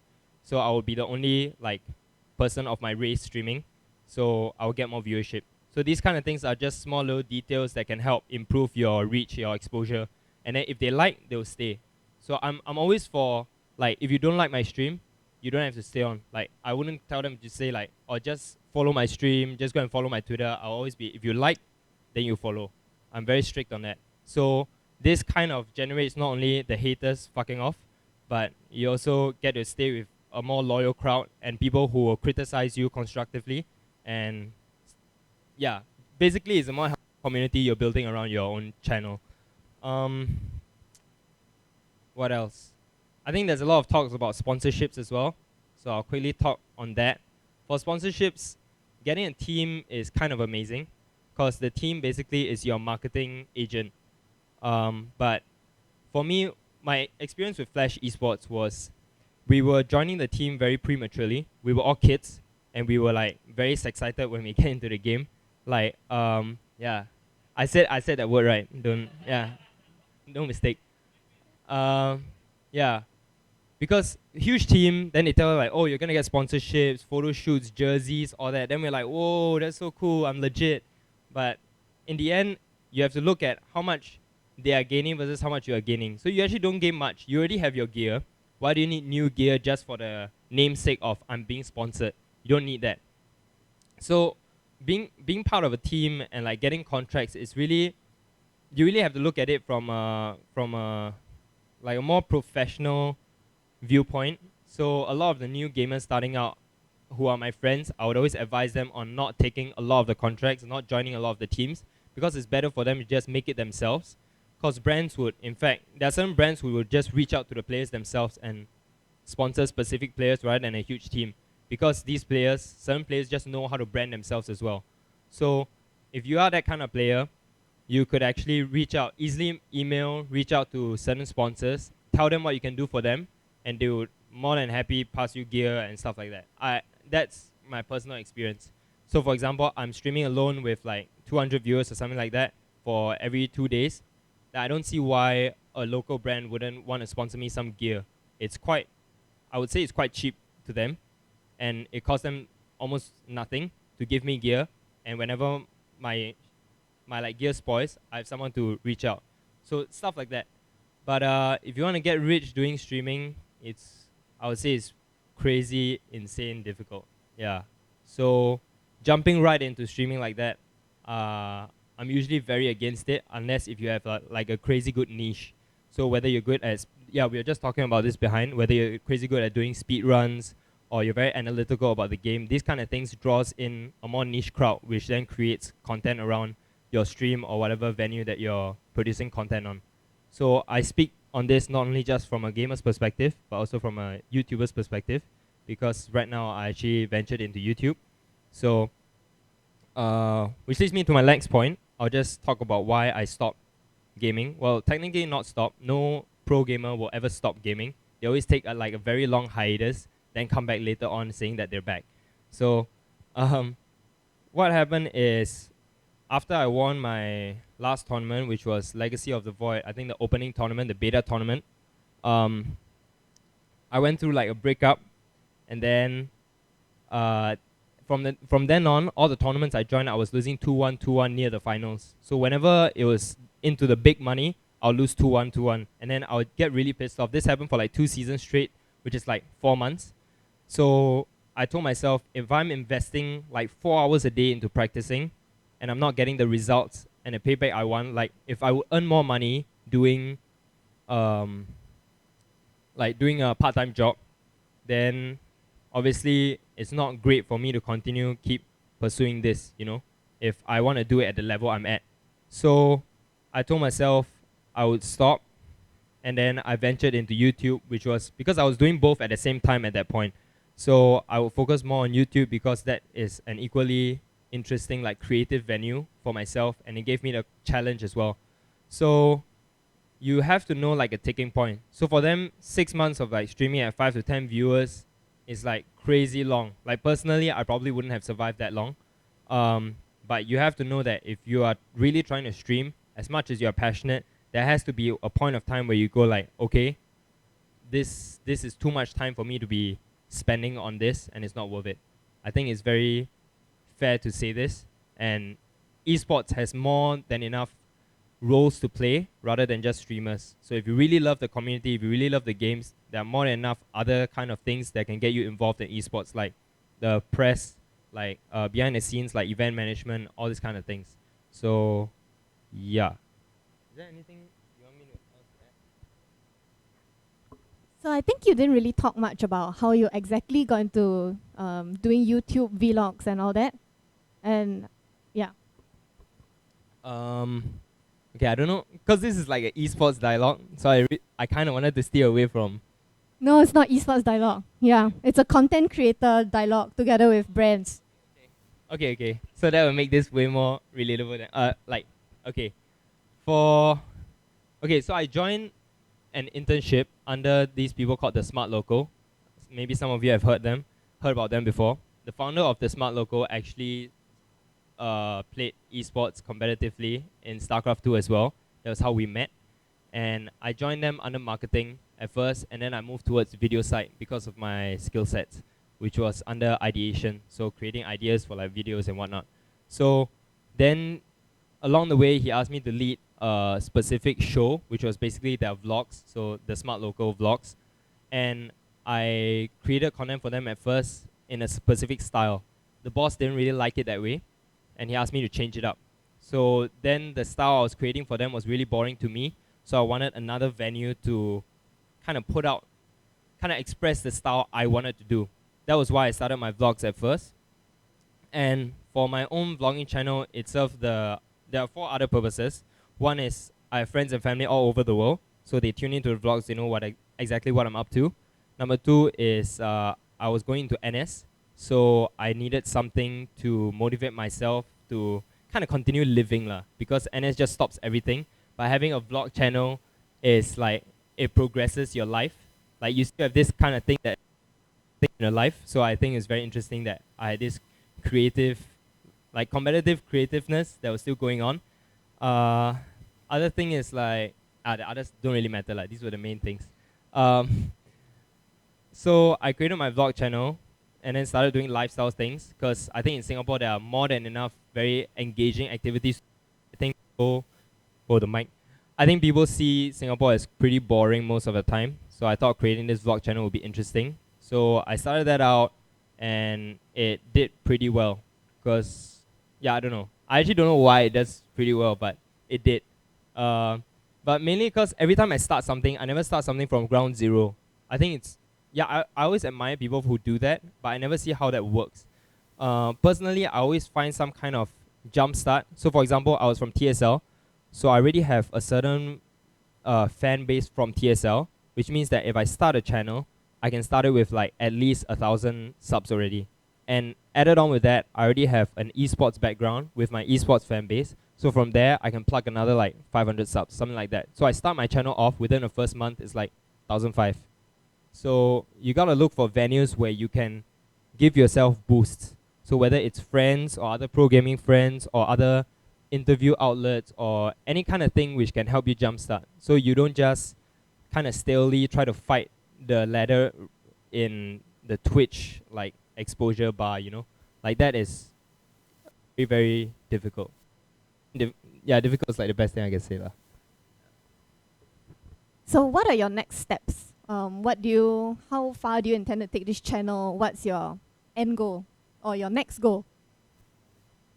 Because I'm in NS now, so right now what I'm doing is just testing the waters, trying to brush up my skills, and so that by the end when I finished up NS, I have all the schedule, all the time to myself, I can probably go full force into it. So now I'm just kind of racking up numbers and seeing what works, what doesn't, along with brushing up my skills. So by the end of NS, most likely I will travel a bit and at the same time reach out to clients already. So that's when I have a proper like card and like marketing perspectives to give them, like what I can do for them, ideas that I can do for them, and what they can offer me.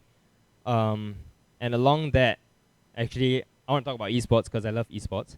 So after NS, alongside, I would want to venture into esports as well. So when I go into vlogging, there are a lot of things I can do with the vlog for esports. So for example, I can use it as exposure for events, or I can do, I don't know, I can just help out behind the scenes as well, because doing a new field has given me so much more perspectives. So yeah, those are the few plans. So I'm actually in talks with some of the people behind the scenes on like different kinds of events that we can do for a Singapore audience. So a lot of people are not keen on going down for huge events, but I think what is interesting is, for example, going down for meet and greets. So up close and personal with the pros, watching them play behind their backs, this kind of thing. So for example, if anyone has heard of Home Story Cups, or I don't know, Beyond the Summit probably does something similar. They have like a house kind of environment, and then pros compete in the house, but on the level 1, all the fans, they're just drinking out and hanging out. I think these kind of concepts are like really interesting, which are not explored enough. So that's the kind of thing that I'm in talks with some people. I'm totally not afraid to share, because if anyone does this first, it just benefits everyone. So yeah, so that kind of like different perspectives, and yeah, just doing a lifestyle vlog. I think it's really cool if I could have something to call my own. That's why I really prefer working alone, and you don't get like if you're uncomfortable doing something, then you don't have to do it. I think that's the beauty about having content of your own. So you don't work under like a team. They don't force you to do certain things, or you can say no to certain advertisers because you don't align with the same morals, stuff like that. So yeah. Do you think this is going to be a sustainable business for you when you get out of NS, or do you intend to just you do it as a hobby and earn whatever you can? I think this comes out of having worked at the Smart Local. I see the potential of how much you can actually earn with this if done right. So personally, I would say it's definitely sustainable once you reach a certain number in your following. So up to that point, it has really got to be building your own skills, building your own the right purpose that you're doing this, and basically generating enough fan base. And then after that, you can start pitching to clients and things like that. So there are a lot of perspectives which I think can make this work, but no but, correct. A lot of ways I can think this would work. Yeah. So, but yeah, I think it's very possible full-time job for me to go into YouTube. Yeah. But if you want to talk about pro gaming? No? So I want to ask you what you think you need to get to that step. Whether you need any external help, whether it's just with you. What is it? Getting to this point.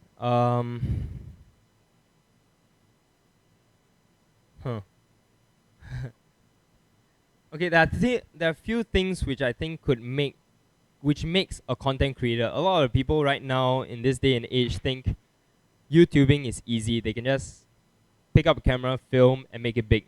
That's not usually the case, and it takes quite a bit of luck if you want to achieve that. So personality is one aspect which can help you do well. Skills are another aspect. So these are the two main things that can make you grow to do very well in content creation. So, one more thing, a niche or being unique. Basically, doing something the same. So you can do vlogging, for example, the same, but you can do it in like a third person every single time. So that's something unique. So people will watch that as well. So it has got to be, you have got to find some kind of elements from every single one of these aspects to really make it, to really do content creation right, I feel. So that's how you first grow your stuff, I guess. And it's like, there are a lot of small elements, like for example, creating a community base, whether how you're gonna generate loyalty amongst your fans, or how to even get fans to begin with. But yeah, it really depends on what kind of content you're making. I think it really differs from each person to person. But if you all want to ask me, like for example, okay, I want to do this. Let me give an example. I want to do short skits. So how do you think I can reach out to more viewers with skits? This kind of thing. If you ask me specifically, then I'll try to answer every single question as well as possible. So yeah, I do better with questions, by the way. So yeah.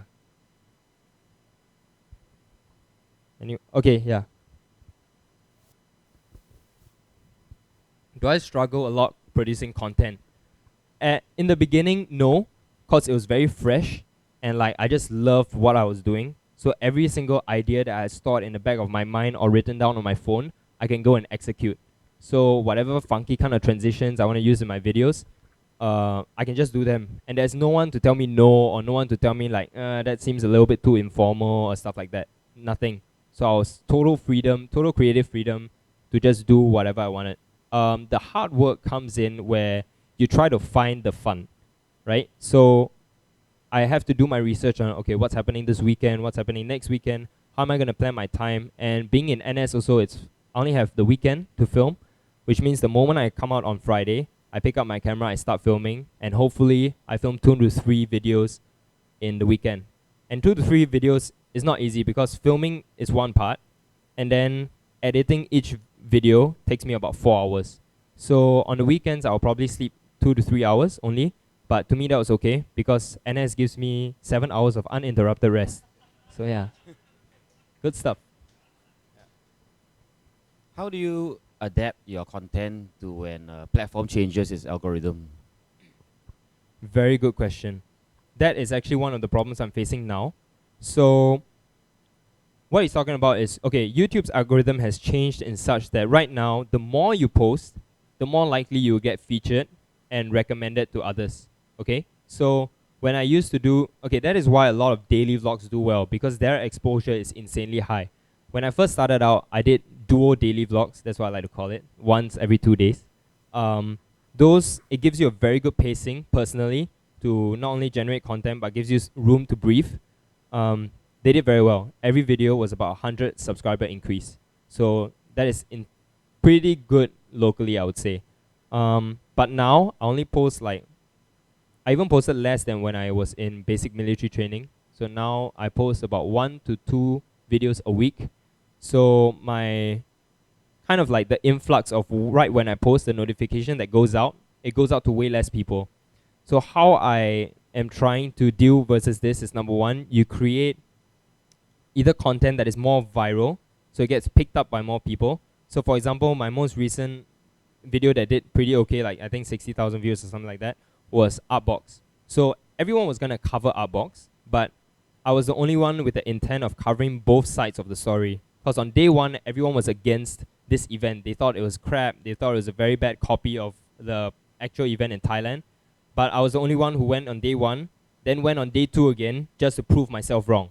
So creating this kind of like very unique perspectives on things, or basically answering questions or answering or bringing coverage to things where people want to know. So people wanted to know whether there was a point going, and if everyone was saying no, they wanted to find an outlet which would say yes, which they can then find, they can then decide for themselves.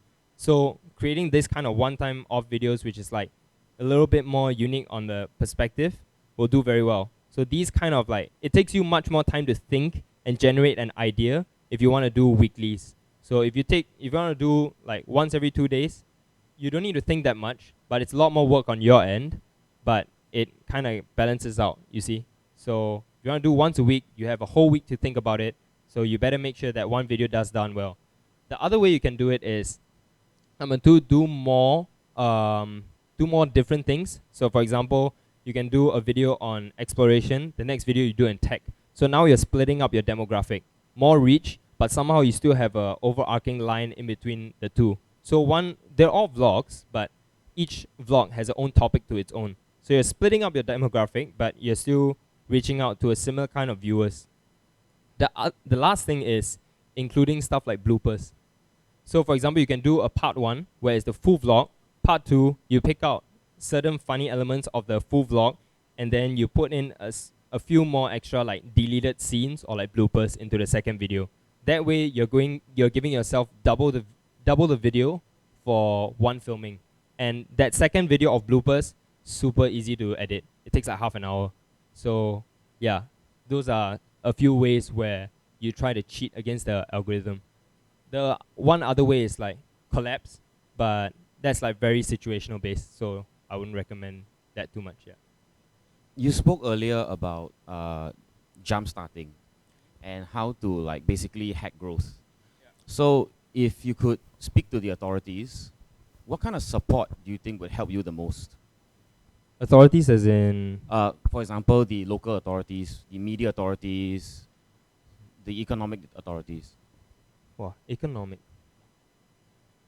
I'm a bit confused as to what you're trying to, what question you're asking. If you're asking like, for example, MDA and stuff like that, to me, reaching out to them is more like if they want me to do an ad for them. Like for example, they have a certain set of morals that they wanted to impart, and I got an idea with a vlog, and I agree with the morals they want to impart, then I would work with them. I don't think there's anything specific that they can do for a creator that would help his exposure exponentially. Yeah, nothing much there. Because the traditional media and new media has a split. Even in new media itself has a split. So you can have like, I have friends with like 120,000 followers on Instagram, but their YouTube count is only still like 10,000 subs, and their view count is still the same as mine. So it tells you that it doesn't matter if you're on both new medias, just being on different platforms means a total new landscape of demographic and like content and all that. So let's say if I do get featured on Straits Times, it doesn't help my YouTube at all. It just helps me maybe get my name out a little bit, but honestly it doesn't help too much. So if you're talking about local authorities, they can't do too much for you, so to say. So it's really on your own. But I think that's also the beauty of things.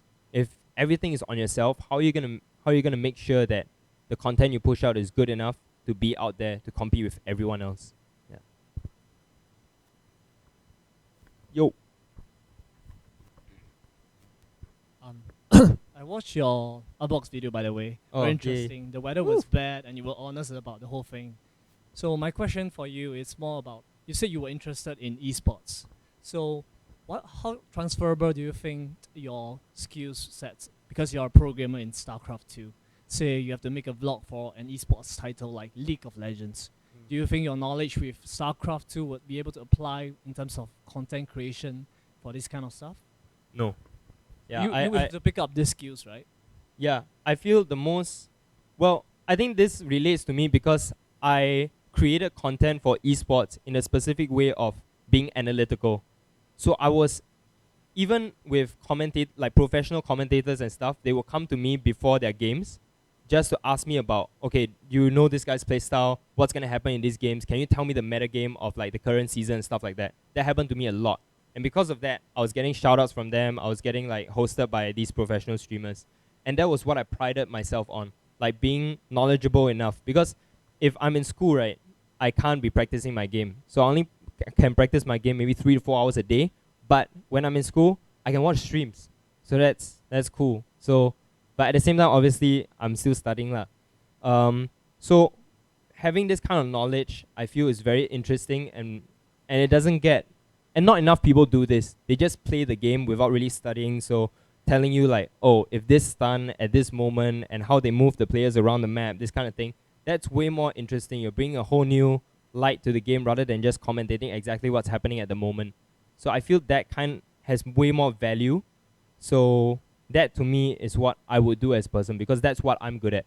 So instead of just trying to study a game for 2 weeks and then going into a coverage, lying to my viewers that I kind of know the game, I rather play the game full on and know all the elements to it, because I want to be genuine. I think, and I think nowadays viewers are very clear.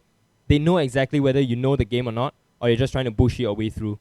So, but if you're talking about content creation for an event, for me personally, I would still go to huge like League of Legends events, even though I'm a Dota fanboy. I would go to League of Legends events to cover, because I support the esports community. So I will show exactly these people who are at the event, why they're so passionate about League of Legends and what makes this whole event tick and stuff like that. So these kind of coverages, I think, is what brings more light to local esports fans and can actually maybe motivate them to come down as well. So it's still content creation, but a different type of content. Yeah. So it's more lifestyle based already, in fact, instead of just esports. It's more softer on the sell. So yeah. By the way, if you all want to ask me about streaming or esports stuff also, I can answer. Just throwing out there. Anything else? Hi. Do you edit your own content? Yes, one-man team. I shoot, I kind of act, and then I edit as well. So what software do you use? Adobe Premiere Pro. $26 a month. But you earn it back by AdSense. I use it would be cool if I had my bag here, but I use a Panasonic GH4 or Lumix GH4. Yeah.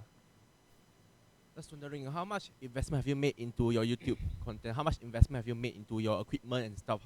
How much have you? You're basically asking whether I've earned back my investments, is it? Like how much have you put into your YouTube? Okay, how much I put into?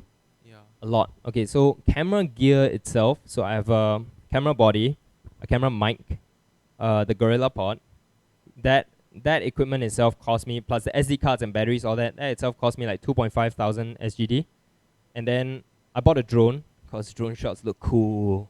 So drone cost me about 1.6. So my whole rig, I would say, is about 4.1 thousand. Yep. Really expensive, but I don't know, for the passion, it goes a long way. Yeah, it goes a long way. Like if I'm careful with my equipment, they won't just die out within a few months. So it's definitely worth it for what I would earn back.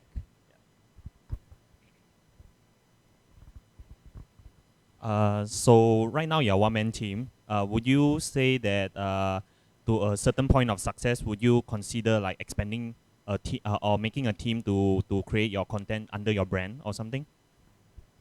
I think something I really love about YouTube is that you can operate as a one-man team. So same as StarCraft, like I love the aspect that I was able to do this solo. But what is important is having support. So I wouldn't want someone else to edit my videos because then I wouldn't be able to call it my own. But I would love to collab with people. So one thing I have with basically some talks I'm having with a close friend of mine is when I'm done with NS or whatever, when we have more time, we'll create a team of content creators which basically function as we basically function as a team. So if a client comes to us and says like, okay, I need both a photographer, a videographer, an actor, everyone, like our group, our team has everything in there. But we don't need to be under a certain agency. We don't need to have any contracts. We're just friends who can talk business and who can generate the same kind of like content. So another interesting thing is, you all know Vine, the platform. So Vine, the platform died, but Viners basically have this culture where have this really strong collab culture. So what Viners did were they would rent out a house or a building where everyone just lived in the same area, and whenever they needed new content, they just knock on the door, create content. So I think that was beautiful. Like each of their individual channels is their own. They edit their own stuff, they film their own stuff, ideas their own. But when you need a friend to act out or when you need another helping hand in like a huge project, you have them there. So I think that's the kind of connection which I think is like super amazing to have. It's just very friendly and very like, it's very family-like already. Yeah. But of course, it always goes in a situation whereby business versus friendship, that kind of thing. So you got to make sure the people around you can differentiate basically know where to draw the line and whatnot. So yeah.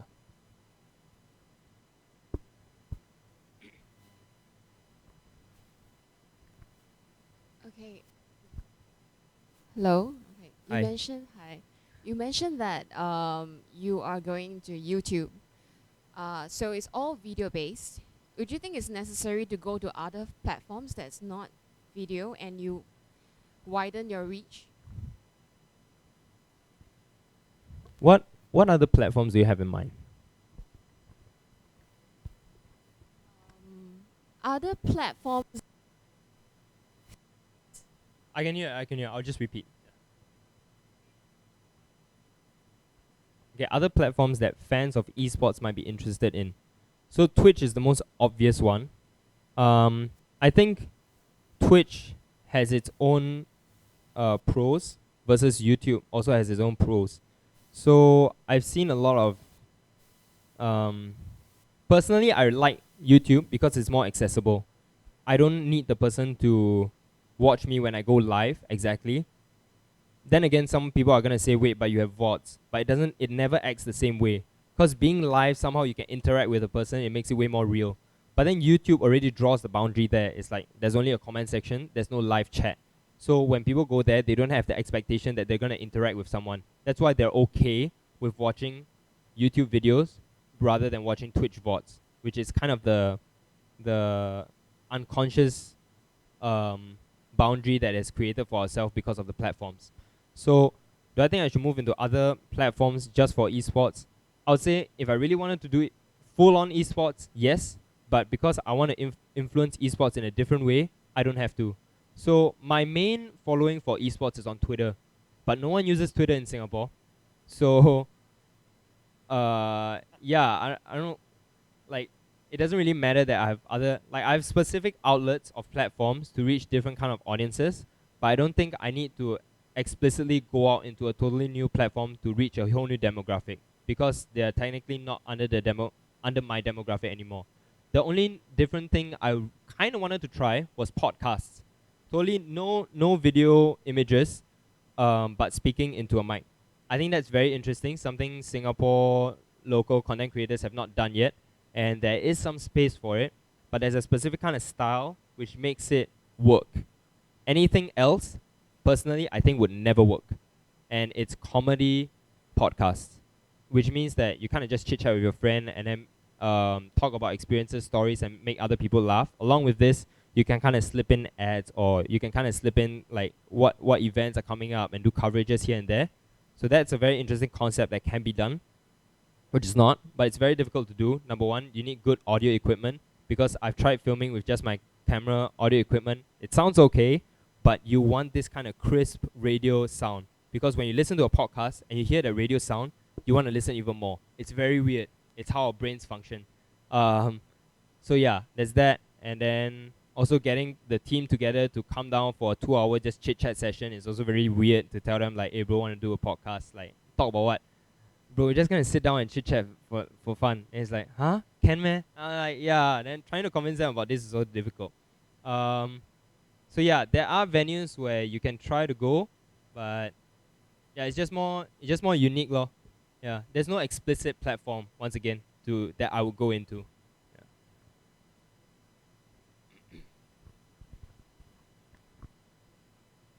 Was it really taxing when you were competing, like on your physical health? Like, for example, like for your wrists, for example, since you do play a lot. I love this question. Okay.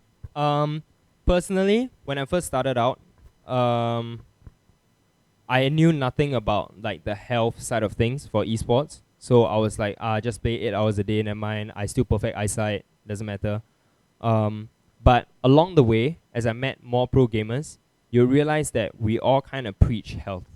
Alright, so which means that while you're playing, you have a glass of water beside you all the time, with like which you can access any point of time. Okay, for StarCraft is slightly better than I think a lot of the FPS games because our eyes move around the screen way more than FPS. FPS kind of points in the middle. You kind of just stare straight front and then you react immediately. And again, when you react, you're still looking front, but your whole screen moves. For StarCraft, your eyes are constantly moving. So that's one of the things. If your eyes don't move, if you're dead staring at something, that's when your eyes kind of goes to shit. I can't think of the word now, so yeah. The other thing is contrast between light. So make sure if you're playing a game, you have a light on. So there's no contrast. If your room is dark and your screen is really bright, that's when you hurt your eyes as well. The next thing is brightness. So you kind of want to dim down brightness. The other thing you can do is wear these. There are a lot of anti-UV glasses nowadays. You can wear those. Those work. But honestly, if you just have the contrast of light thing, have a light on, water, and food. So, and food, don't go for... I've personally never really liked snacks until I went into NS. So, FNS. But yeah, I was quite healthy. I would always be like, play a few games, eat a banana, play a few games, eat an apple, this kind of thing. So health is like really good. And then wrist issue was one of the main things I dealt with. So I always had them because not only was I playing games, because along with that health hype train, I was going to gym and all that. So you go to gym, it's very easy to hurt your wrist, especially since you're using them all day for the right reasons. So we would either you bring wrist guards or you just do constant wrist exercises here and there. So I think one person who preached it the best back when I first started was this person called Day9. He literally did a half-an-hour session on like how you can stretch your wrist. Just turn your head right, then your wrist turn this way, then your like that, then you stand up, stretch a bit, these kind of things. Yeah, it's a habit. It's really a habit. Generate a habit behind when you're playing games. You know, there's definitely waiting times in between games. Just stand up, do some stretching. It's actually super, super important. So when you actually head into like pro gaming, you'll start to realize all these factors way more because everyone around you is doing it. So in fact, as much as people go like, no, it's gonna hurt your eyes, I'm like, nah, I still perfect eyesight. You see that guy study all day, his eye already cannot make it.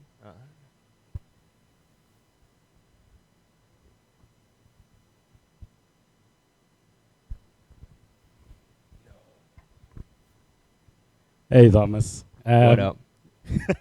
Why is your APM so bad? No, Is it I'm just bad? joking. I'm just joking. Okay. The real question is, so you've done content creation for the Smart Local, right? And also you've done literal esports as a professional gamer and as a streamer. Right now, you know, people try to do crossovers. So you have like BuzzFeed, they try to do gamer videos, but they have to label it as gamers do this. Then you have esports professionals and you have streamers who are doing main content, but they have to label it, this is a real life vlog.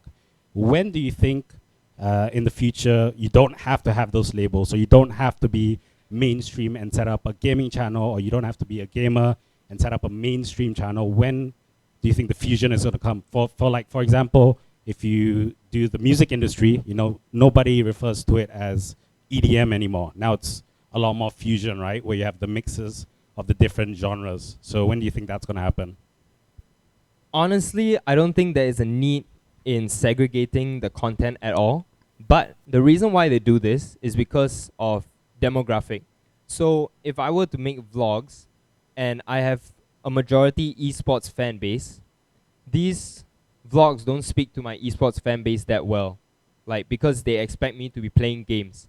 But now labeling this under like it's just my lifestyle, it's real life vlogs, not just games. They expect something different, so they will be more accepting of the content. It's more similar to soft sell and hard sell marketing. So if you soft sell something, it's more like they're more prepared to accept it rather than, and okay, when you hard sell something, if I straight on tell the person this is an ad for Hearthstone, right? People know what they're gonna expect.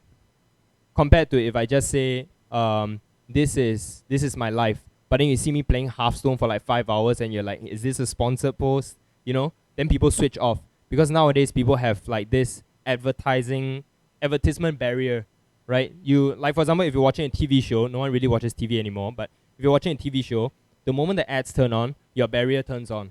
So you're gonna tune out. Within 5 seconds, you don't give a shit whether it's the most interesting ad in the world, but you're gonna walk away from it because it's an ad, right? So it's this kind of concept where they want to break. So they have kind of, I think most content creators unconsciously realize this. So they go ahead and label it and segregate it a bit. So you know that this content is going to be different. You know that this content is going to be different and stuff like that. But again, then you see, I've done my research on pro gamers who do vlogs. So I think, was it Curse? Curse is probably, no, Optic Gaming I think is the main one. Optic Gaming started vlogs. Vlogs doing really, really well. Just because they want to know how an esports person lives his life as well. But that's exactly what vlogs do, because vlogs basically bring you into an insight of another person's life. So you do esports, you do vlogs, it works perfectly fine, because you're in a totally different profession that people don't usually get to see into. So I don't think there is a specific need for a boundary per se, but it's really up to the content creators on how they want to segregate their content, whether they want to make it clear or whether they want to put it into a huge blob. Same as EDM. EDM, I listen to house music, so deep house. But if they say EDM, sometimes I listen, and then it's not deep house, then I don't want to listen. But then sometimes they clump deep house into EDM as well. So it's really up to this DJ how he wants to segregate his content, or whether he wants to blob them all together and dish them out like that to the viewers. We Gucci.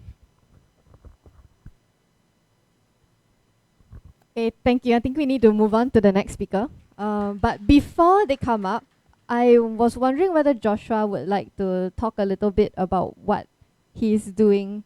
I mean, you don't need to ask him questions, but I think he might find it interesting to just talk about his aims and what he's doing right now.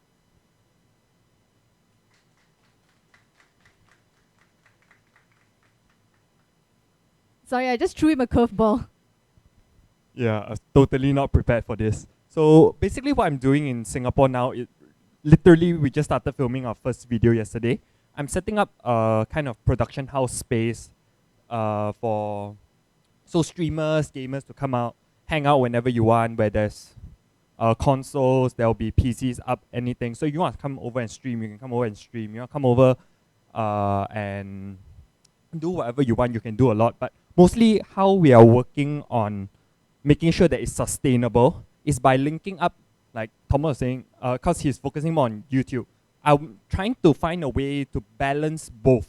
So YouTube and Twitch together. So because you need YouTube, Facebook, Insta to spread your name out, to spread your brand out to multiple sources. Otherwise, if you just stream on Twitch, I think most of you already know the struggle of you go on, maximum you get like 20, 30 per night. That's about the usual, I think, for most local streamers, unless you have like really competitive background already and people know your name. And they know their name because they've been playing competitive. So there comes your own branding, that's your personal branding.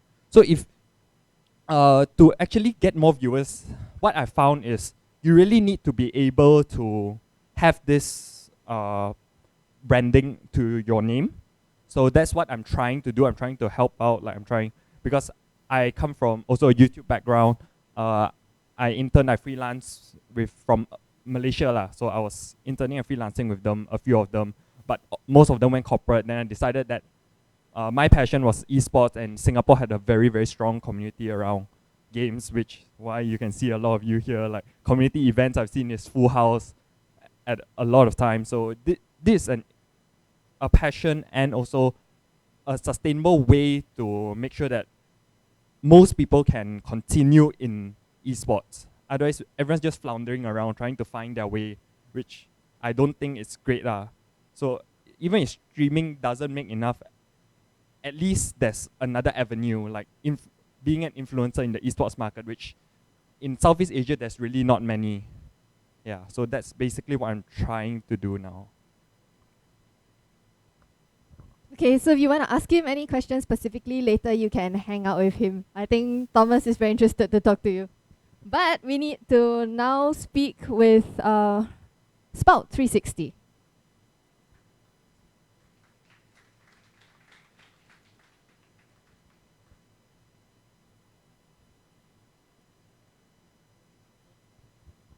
Wow.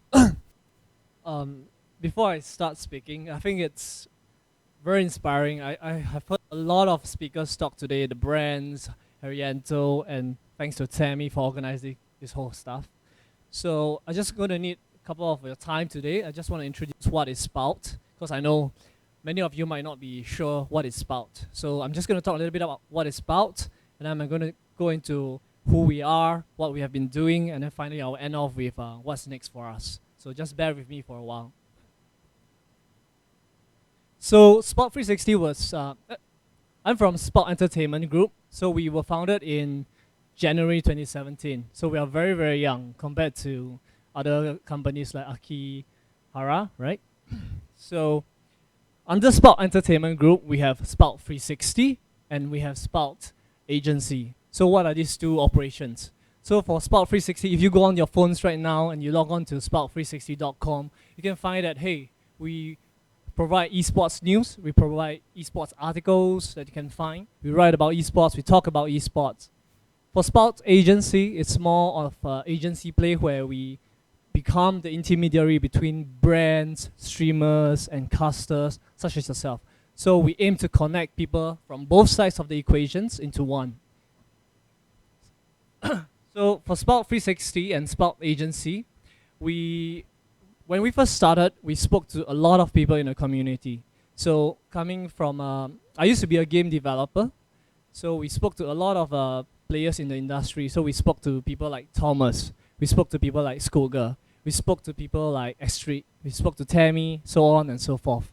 We listen to them, we understand what are the stuff that they are trying to do for esports. For people like yourself, streamers, casters, what do you want? Today we have Leonard, the team manager for Team Sovereign, one of the top League of Legends team in Singapore, basically. Besides that, we just had something with Riku. Riku is actually one of the top streamers in Philippines. So, what is Spout 360? We want to be the media network for Southeast Asia. So we went down in a couple of months from January. We went down to markets like Philippines. We went down to Indonesia. Next we will be heading down to Vietnam and Thailand as well. So we actually have a partnership with Maneski TV. So we exchange content, we exchange information about esports. So moving on next week, I'll be going down to Vietnam to hopefully see if we can secure any more partnership. We understand that the gaming community is here to stay. You all know that Jakarta Games and the Asian Olympics are coming up in the years to come. So I feel like there is a really, really serious and real market here for us to get into. No matter if you are a streamer, no matter if you are a caster or a pro gamer. So some of the examples that Spout has done, again with Leonard and his team, we do features, we do interviews, we do promotion. For people like S3, we have agreed to basically co-organize, come up with sponsors, come up with prizes, basically, connect them with brands if they haven't already have been able to. We recently acquired Alienware Arena. I'm not sure if you guys are aware of it. So Alienware Arena is one of the bigger arenas here in Singapore. But we listen to the community, we understand that although it might be the biggest, it might not be the best. The computers are a little bit on the older side.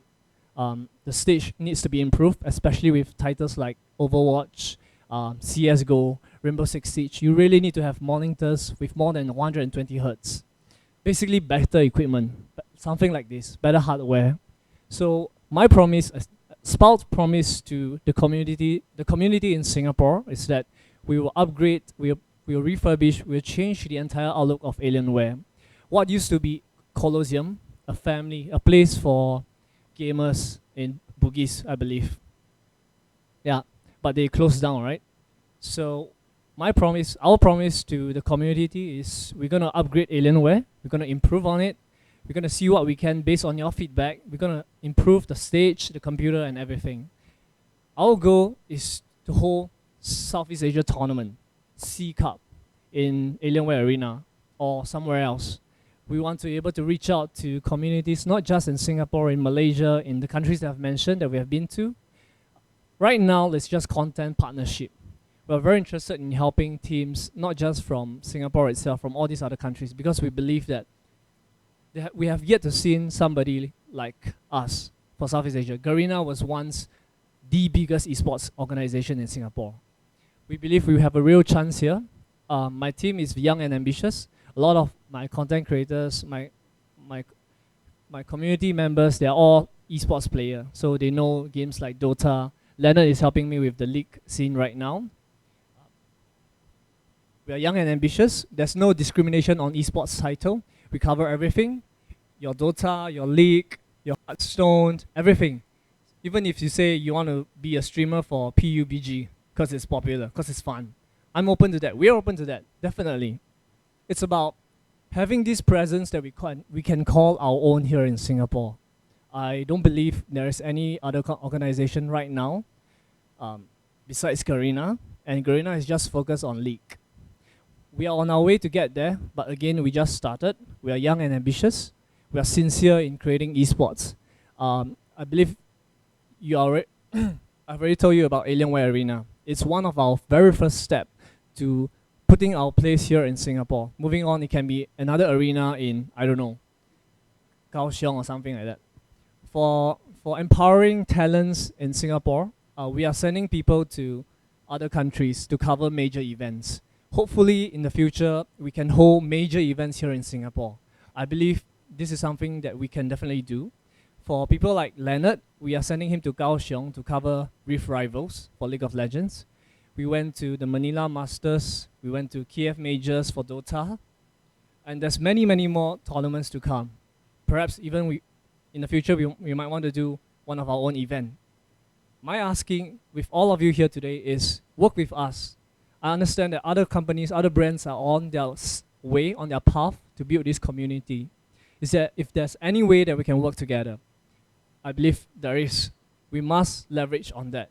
We must make esports great again, to quote somebody. So being a spouter, what can you expect? So we have already have talks with partnerships. This is global partners in creating the next esports movie, the next esports documentary. This is part of our content creation, if I may. So we're gonna do an entire TV series, entire movie series. You guys will be able to get some sneak preview on what's to come. We are very serious about esports, in all angles of esports, whether be it in content creation, be it in streaming, in casting, or just being a pro player. For the agency side, I just want to reiterate what we are doing for teams. We had companies coming to us and say, hey, do you guys have an esports team that you guys want to sponsor? Because we have this health package.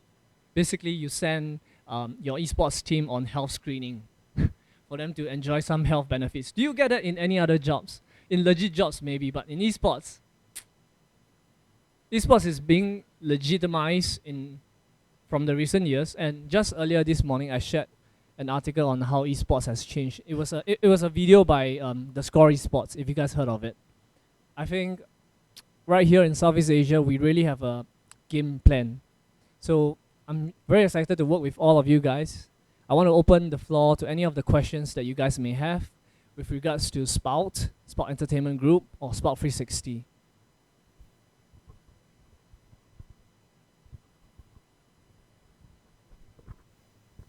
Yeah, I've got the same question that I asked Akibapress, which is as a trade press, which is a media company that generally, not generally, I mean specifically deals in esports. How do you differentiate yourself? I understand that you're going very heavily into content creation and then hardware, and now you're making a movie and you want to sponsor teams. I don't see how they're related. So, but I'm very interested in the concept. So maybe you could elaborate on what you intend to do with it. Definitely, definitely. I mean, I actually had the answer already. So, how are we different? Our head of content, our editor-in-chief is actually this guy called Jonathan Toyat. I'm not sure if you've heard of him. He used to be the editor-in-chief for GameSpot. So in terms of content creation-wise, we set ourselves apart from other channels, other media channels, is we want to be legit. We want to provide accurate information. And this is for esports. Never have there been some organization, perhaps you can have IGN, perhaps you can have GameSpot, but do they cover esports exclusively? No. With Jonathan, our plan is to have constant stream of content that is validated, that is verified. Think of ESPN, but for esports. The ESPN of Southeast Asia. This is one of the many verticals that we have here in Spout. This is a very ambitious plan. But we have the team to support it, we have the right person for it, and we're always looking for talents who can help us reach that level.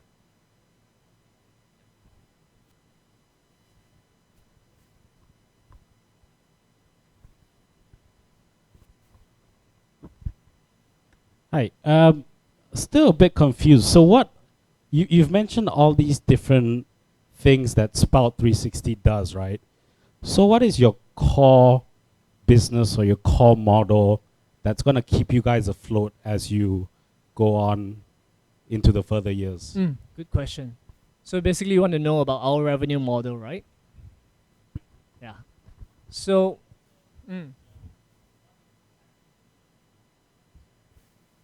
right. In terms of what we want to do. So our core focus is esports. That's definite, right? So how do we leverage on that business? You can make money in a lot of ways, right? You don't just have to sponsor a team. What we are trying to do, or what we are more interested in, is the community here in gaming, in esports in Southeast Asia. So Spout Entertainment Group is actually a sister company of Riepra, an investment firm. So we have the funding to make esports a real serious matter here in Southeast Asia. How are we going to achieve that? Like I said, create the need, create the market for esports. There's a legit demand. So there must be a channel to provide the supply. Spout360.com, our YouTube page, Akihara YouTube page, Twitch, all these are platforms. So there has to be adequate supply platforms to meet the demand. So we are here to make esports serious.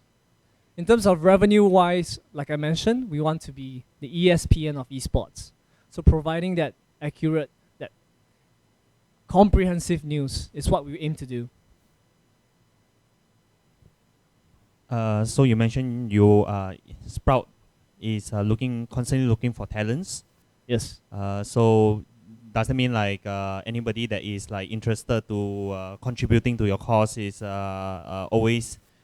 It's always welcome. Anybody who wants to make, say, streaming their career, to make esports their career, like what Eliza has said. We have actually been speaking to people like Urif as well. They have came to us, tell us about what they feel should be the next step for esports in Southeast Asia. The reason why we reach out to Riku, because we understand that, hey, streaming is huge. Not just here, it's huge everywhere. In the Philippines, streaming, casting for a game, Riku has about hundreds and thousands of viewers.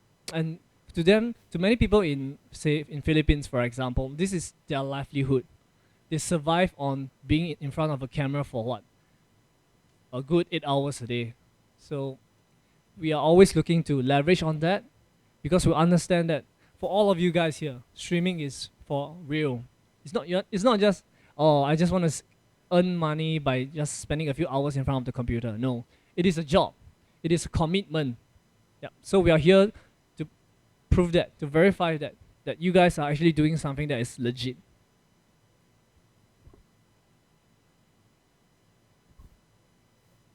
Yes. Do you have any like workshop plan for this kind of exposure in the near future? Sorry again. Workshop plan. Workshop plan for this kind of like exposure in this industry, be it streaming or inside the like proper work job scope in this industry itself. You mean in terms of streaming specifically? Not only that, as in like in depth into the industry, like for example like media itself or even like marketing itself. All right. So being focused on esports, a huge concern that I have is how the skills you learn in esports can be transferable. Say you did not manage to make it to one of the top pro gamers, you did not manage to get to become a very, very popular streamer. Your view counts are at most less than 100K or maybe 10K. So what is it in for you? Like I believe a few of the speakers have mentioned, there's a lot of ways you can go into esports, like being an events management, managing events, managing pro teams, managing streamers. My concern at Spout is think of how we can provide opportunity for people like that who did not manage to make it into the best, the top. I believe your question was if we can conduct more workshop for people to improve, right? So in order to achieve that, we have been working with global partners, and I'm talking about the big brands here. I'm not sure if I'm at liberty to mention names, but the way that we work, initially, one of the difficulty is, hey, people need to know about Spout. So how do we go about doing that? So we make sure that we are talking to the right people. We are talking to the very, very popular people, the very, very big brands like Logitech, like Razer, like Ricoh. So we believe that when we have some sort of partnership with these people, they can provide intel, tips, information for the next batch of people who are aspiring to become like them. So we call them, we identify people like the ones that you have mentioned, we call them the aspiring masses. So it's in one of our verticals for Spout Entertainment Group to help those aspiring masses as well. Not just the pros and the semi-pros in esports. Like I said, we are very ambitious.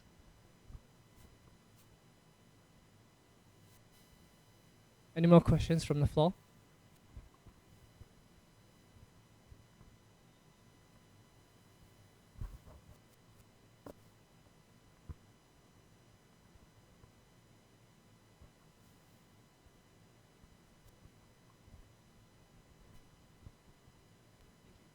Hi.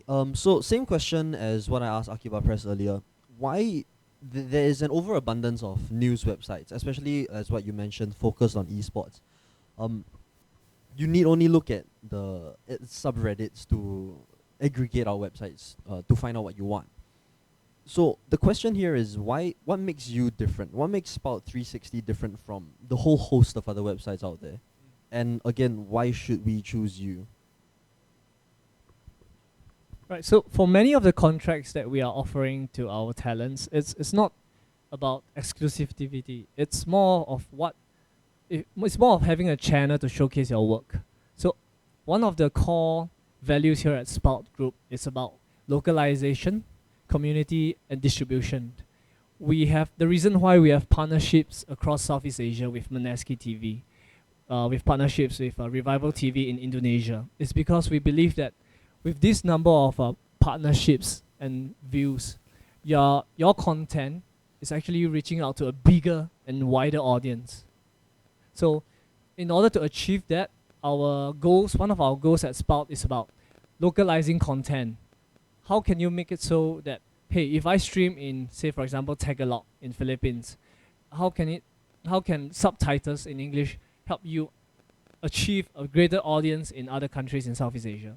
So we believe that what set us apart from other competition company is that we have a wider audience, we have a wider reach, we already have connections with the whole of Southeast Asia. It's very easy for us to hold the next Southeast Asia tournament, the next big thing coming from Singapore, in terms of content-wise and community-wise as well. Does that answer your question?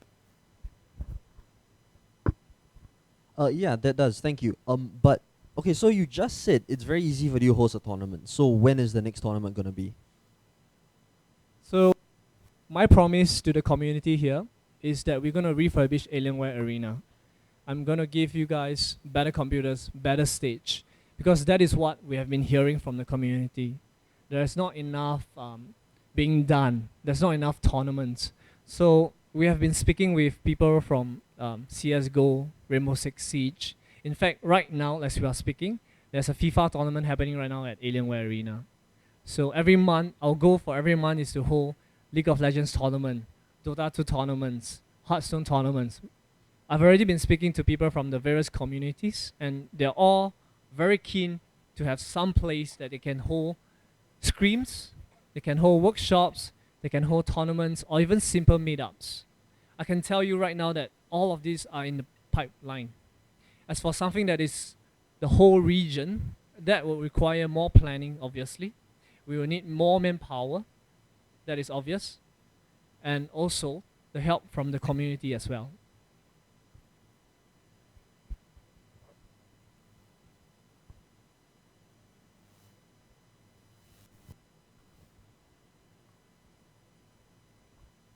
Okay, I think we are going to move on to our second last speaker. Thank you very much, Spout 360, for what you have to share. I think revamping Alienware Arena is a very interesting thing, and I'm looking forward to the events they're going to hold there.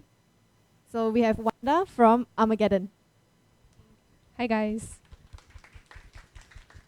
Okay, so I know it's been quite a couple of hours. So okay, because in coming in, Tammy said, okay, you know, we're going to do this dialogue. It's going to be about streaming, about content, and we want to hear what people's concerns are from different perspectives. So like from media outlets, from streamers, and then from brands. So I belong in the category of brands. Okay.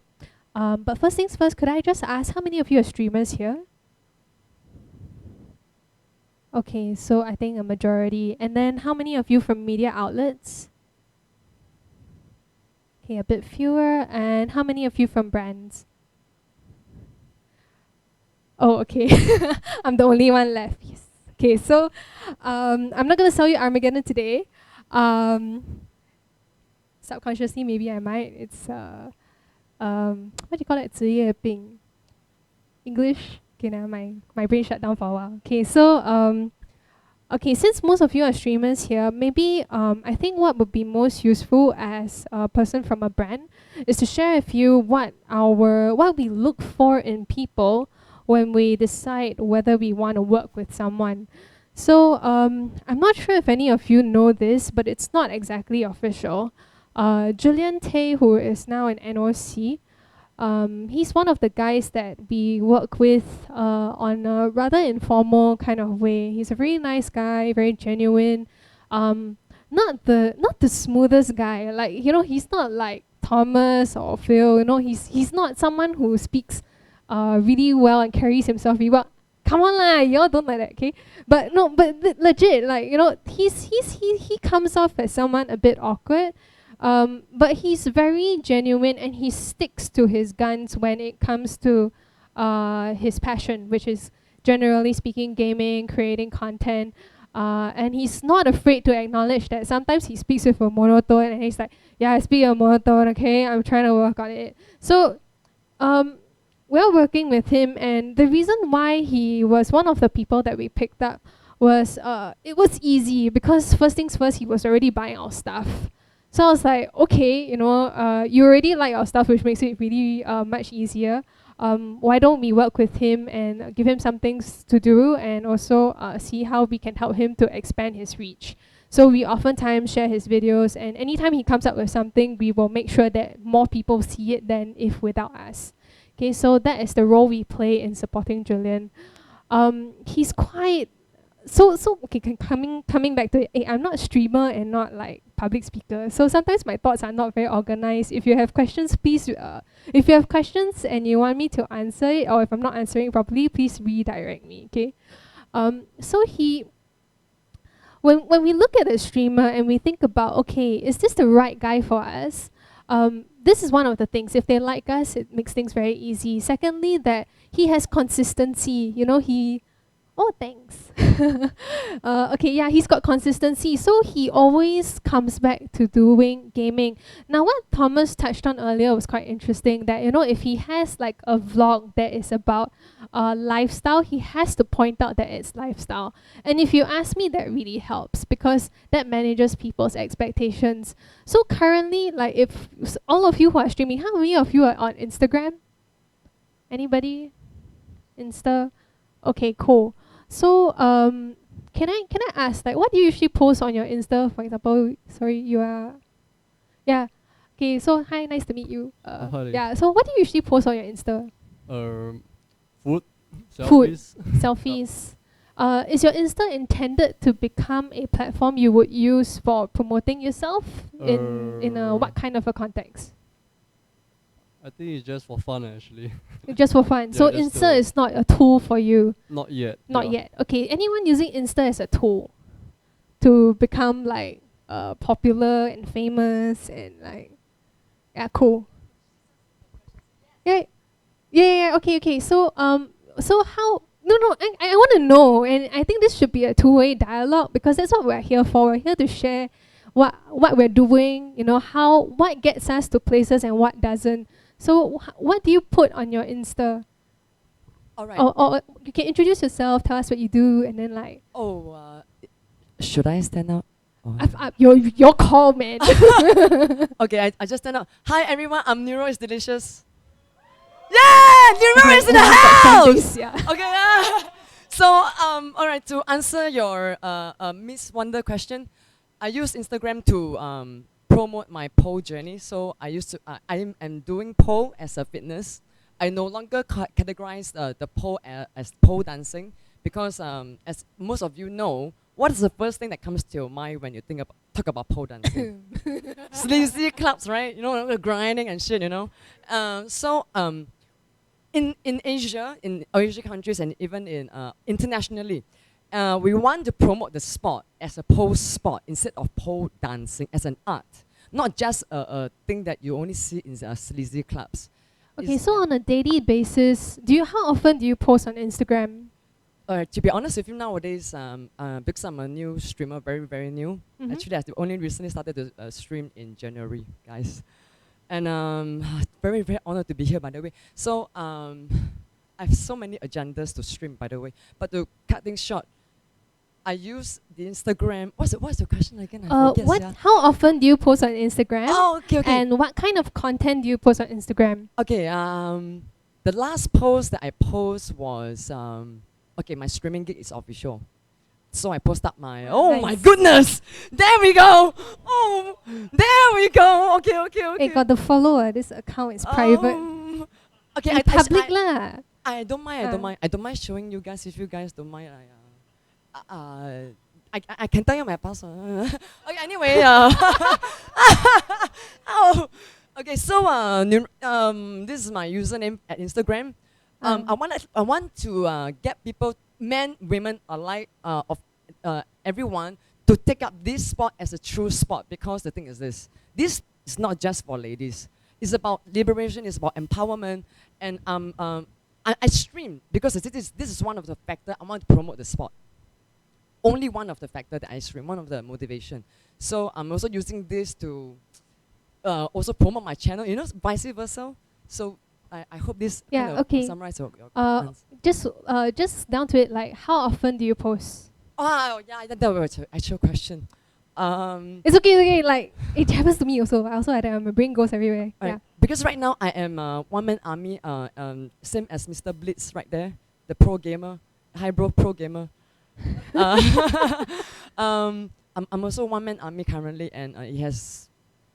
Okay, the two things that I do every day is this: on my computer or at the side of my bed sleeping. This is the thing that I do 24 hours a day. So I don't have much time to create new pole fitness content. So I will be doing it very soon, as long as once my this Twitch career kicks off smoothly, when I have more time to go back and attend my pole lessons. I'm very, very grateful that actually I've made an impact on a couple of streamers who actually currently attending lessons with my personal instructor who is Susie Wong. She's very, very, very famous in Singapore. She does pole and aerial silk performances, and the latest performance that she and it's called Acro Pilates, by the way, the company. The latest show that they did was at Gardens by the Bay. I'm not sure whether you guys have actually went there to see the aerial silk performance. I don't think so, because all of us are behind the computer, looking or gaming and streaming, right? So yeah. It's part of my agenda as well to promote such. Yeah, I think after this maybe they'll go and watch. So what I was trying to get to was more of anyone else who uses Insta as a tool? No one. Okay, anybody? Qian. Really? Okay, so I think same questions lah, yeah? I just want to know how often do you post and what do you post? I post almost every day. Almost every day. That's why I try to. Oh my god, shit. Oh, nice. Yeah, so oh my god. Please scroll some more. I think everybody wants to see. And it's actually very good reference. Like you should just get reference. You posted it, wow. Yeah. The point is to get more followers, right? Everybody follow Qian's after this. Okay, so okay, just stop. Almost every day. Come back. Okay, attention back here. Okay. Almost every day and the Akiba one. Click in nice. the Akiba one. The on top, Akiba on top.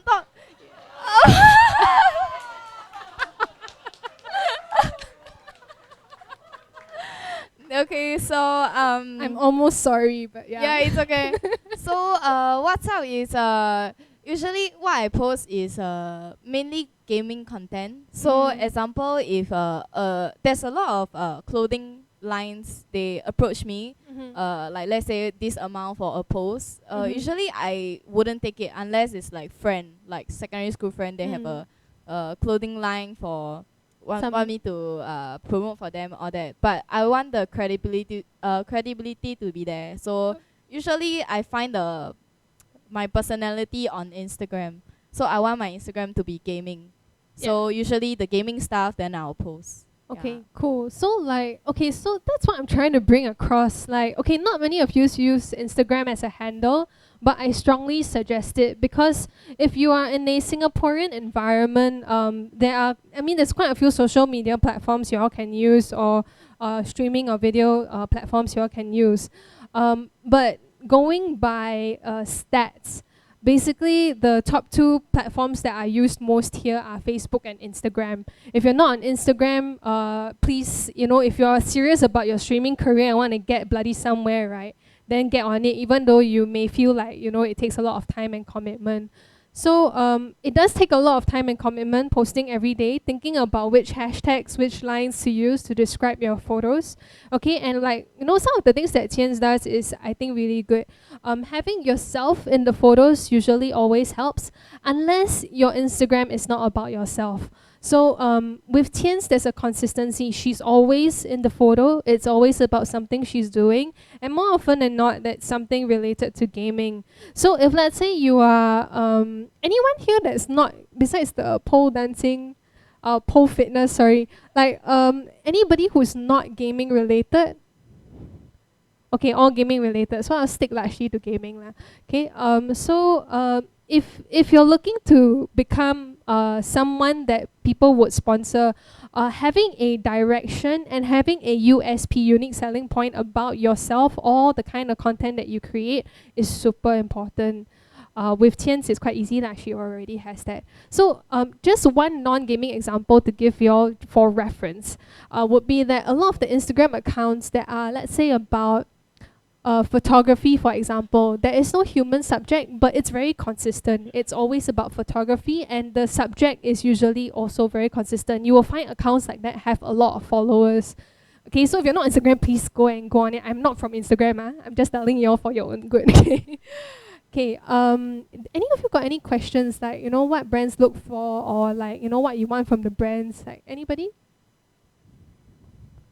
Like, do you want to know anything from me? Like, what else do I look for from your... Hi. So, oh my god. What does Armaggeddon want to look for in a streamer? That's the key thing that we want to know. Okay. So actually, for streamers or not, the what we look for is quite the same. I look for consistency. Now the problem with a lot of teams, streamers, personalities, whatever it may be, I'm not sure if it's the generation or it's just that okay, young people are generally easier on the eyes. Okay, let's admit it lah. When you get above a certain age, right, it's very difficult to sell yourself as I'm a personality, come and like my page. Okay, so but also with that age, sometimes there lacks a maturity to persist in something, to stick to your guns and do that one thing even though you face a lot of barriers. You don't laugh, I know I'm getting old. Okay, so so that's the thing. Like what I look for is really consistency. A lot of the teams in Singapore, after I just say like after they lose like one championship, not even one championship, like they lose some local tournament, just some local tournament, then like okay, we're gonna disband. Yeah, and then as your sponsor, where does that leave me? Right, and then let's say or again consistency. So like in front of me, maybe they look like very upright, like hey, I'm a very clean cut guy, I don't curse and swear and all that. After suddenly on some public game, someone screenshots, this guy being all racist and going all out on some pub player for I don't know not doing what he's supposed to do lah. Never go and buy what item okay? This sort of thing. So this sort of thing puts us off. I would rather that we have more streamers that are a bit more conscious about what they shouldn't do, what they shouldn't post. Actually, right, I don't mind. You want to pull up my Instagram? Like, okay, I'll show you a very bad example. Don't do this. Like, I am okay with doing it because end of the day, I am not Instagram is not a tool for me. Number one, for marketing my brand. And also that's why I would rather hire people to do this kind of thing. Okay. Wonder who? I think it's WHO because HU was taken. WHO. Yeah, not Wonder who.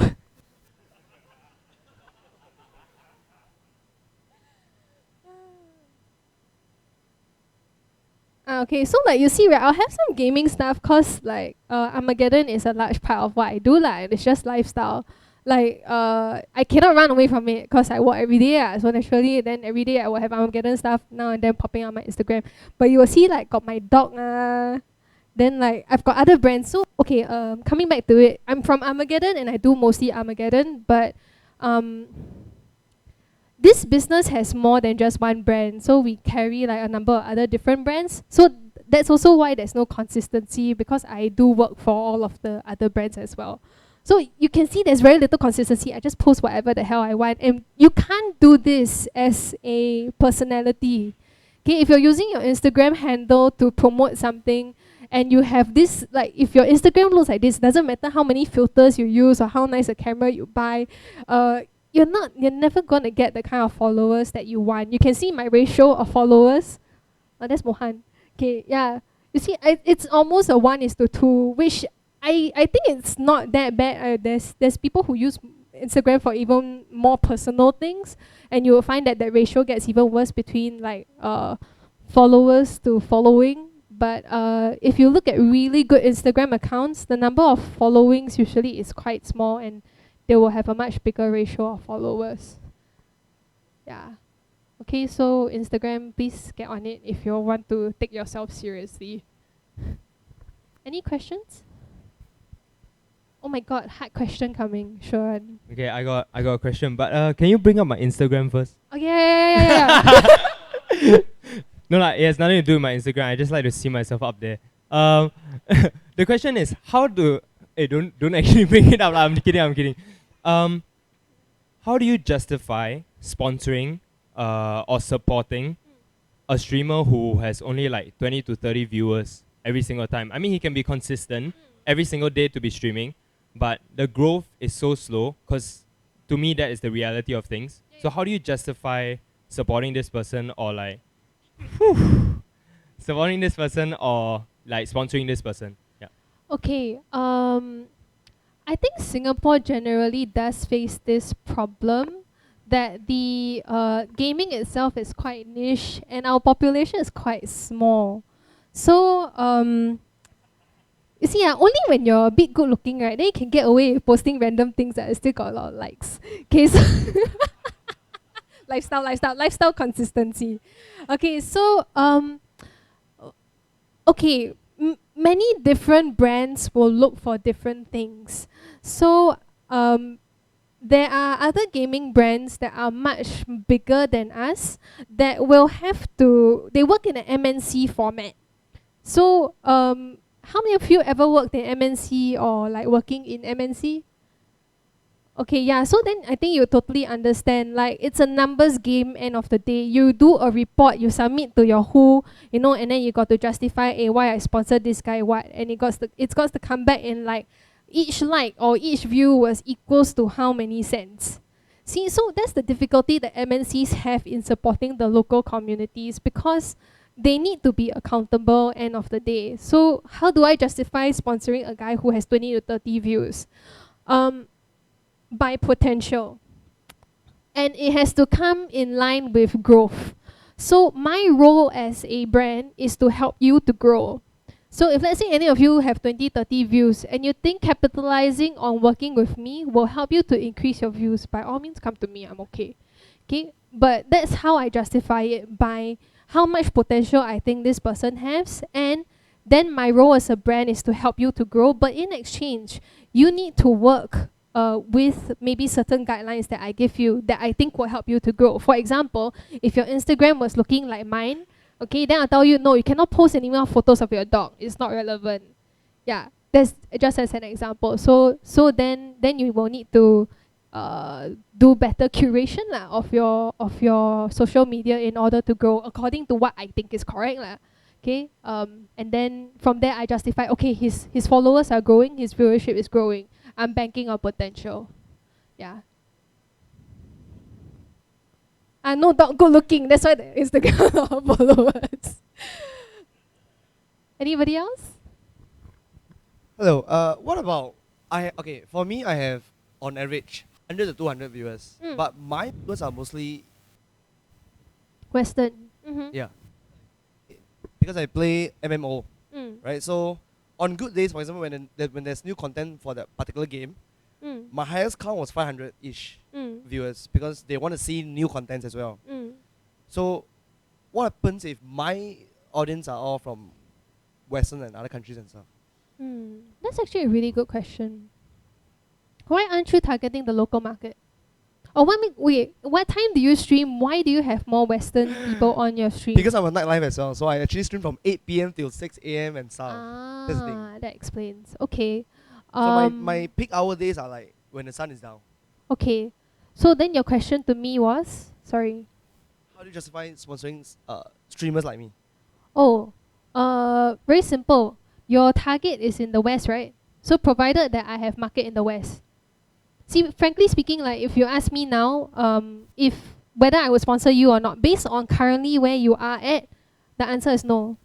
Because I don't have enough presence in the West to justify why I put money or support or whatever into you, resources into you. But if you tell me, okay, I am looking to grow my SEA handle as well, okay, and I'm going to start streaming at this time to capture this audience, or there is actually a crossover time where I think that I can capture SEA audience as well, then I'll say, sure, why not? We help you to move towards that as well. So unless you personally are looking at a change in direction or expansion, otherwise, for example, because I don't know how much you all know about Armaggeddon, but we're only really strong at SEA in this point in time. We're growing in Korea and Australia now, so these are the only markets that we will look at in terms of spending marketing dollar. Yeah, so if your audience is mostly in the West, then it becomes irrelevant lah, unless you want to work towards our direction as well. Okay, follow-up question. It's not that I don't want to target local communities. I tried. It's just that I'm going to be honest here. Yeah, please. Okay, I'm a guy. I have a female friend, right? I don't want to give names. Her followers and in Twitch lah, okay, it's not as high as mine. Her consistency of viewers is not as high as mine as well.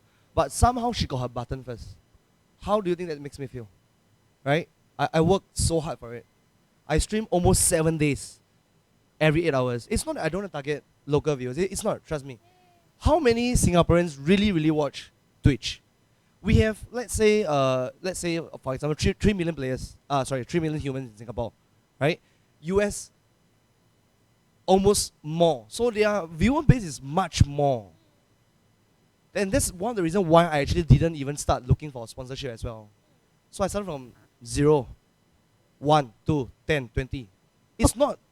Those games are played in Singapore. Those games are played in Singapore, Monster Hunter. But somehow the player base is even more than US. And then they tune in even more. And then the power of mouth. Western power of mouth. That's the thing. Okay, so then my question to you would be, why aren't you asking for sponsorships from people who do have market in the West? Because what I've seen is that you have a product and you have a base and you are working hard. So then there's consistency as well. So you meet some basic requirements. So then I think that the people you're looking towards for support may not be the right people, because every person needs to look for the correct brands to work with. Just as an example, like Qian just now also said, she's not going to go and entertain every single person who says, hey, I want to pay you $50, $100, $500, I don't know lah, for one post on Instagram. She's not going to entertain everyone because it doesn't, the thoughts do not align. It's also, I think, the same reason why Bliss doesn't want to work with every single brand, because, again, the morals and the thoughts don't align. So in your case, you're just looking for alignment. If you already have the content and everything there, then you need to look for a brand that basically is more in the West and is able to support your viewers who are in the West. Yeah, because my initial plan was, just let's target the US first, set up a base, and then I want to grow locally. Which is why, thanks to Tammy, I'm here, want to grow locally as well. Okay. So I just don't know how to attract Singaporean viewers, you see. I wish I can, Tammy. I wish I can. Okay, how to attract Singaporean viewers? So how many of you watch stuff on Twitch?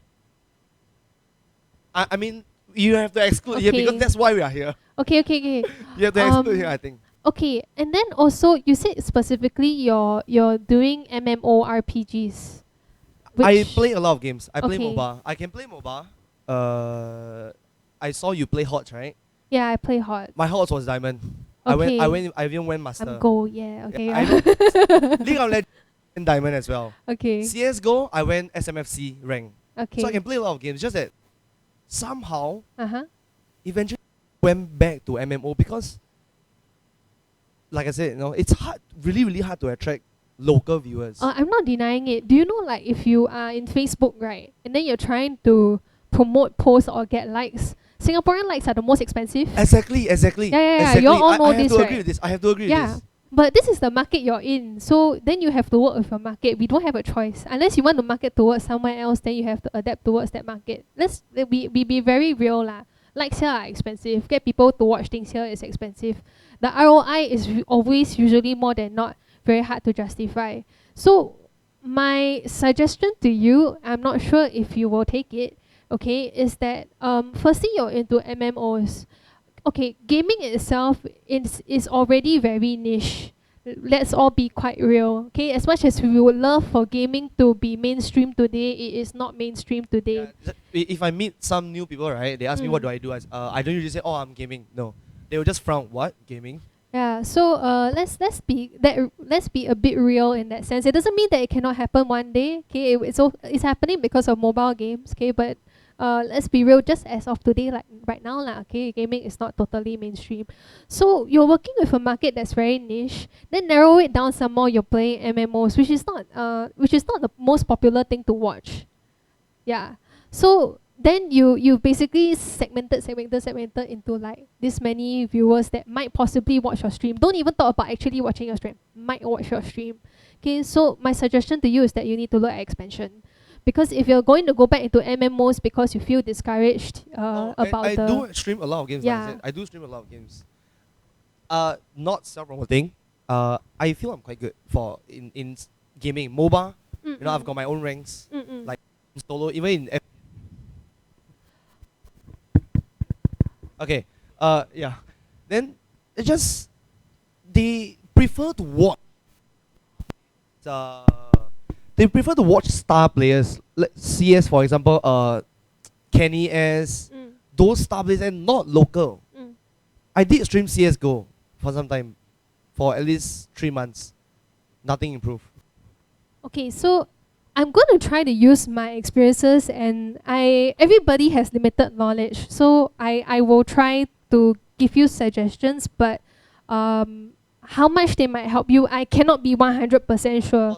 Okay, because I only know what I know. And if any of you have something to give to him, please. Okay, later, like I think Bliss might have something to help you with. Okay, but so my next question to you will be, when you are streaming this particular content, let's just talk about CS. Okay, you're streaming CS. What are you doing during your stream? What are you sharing with your viewers?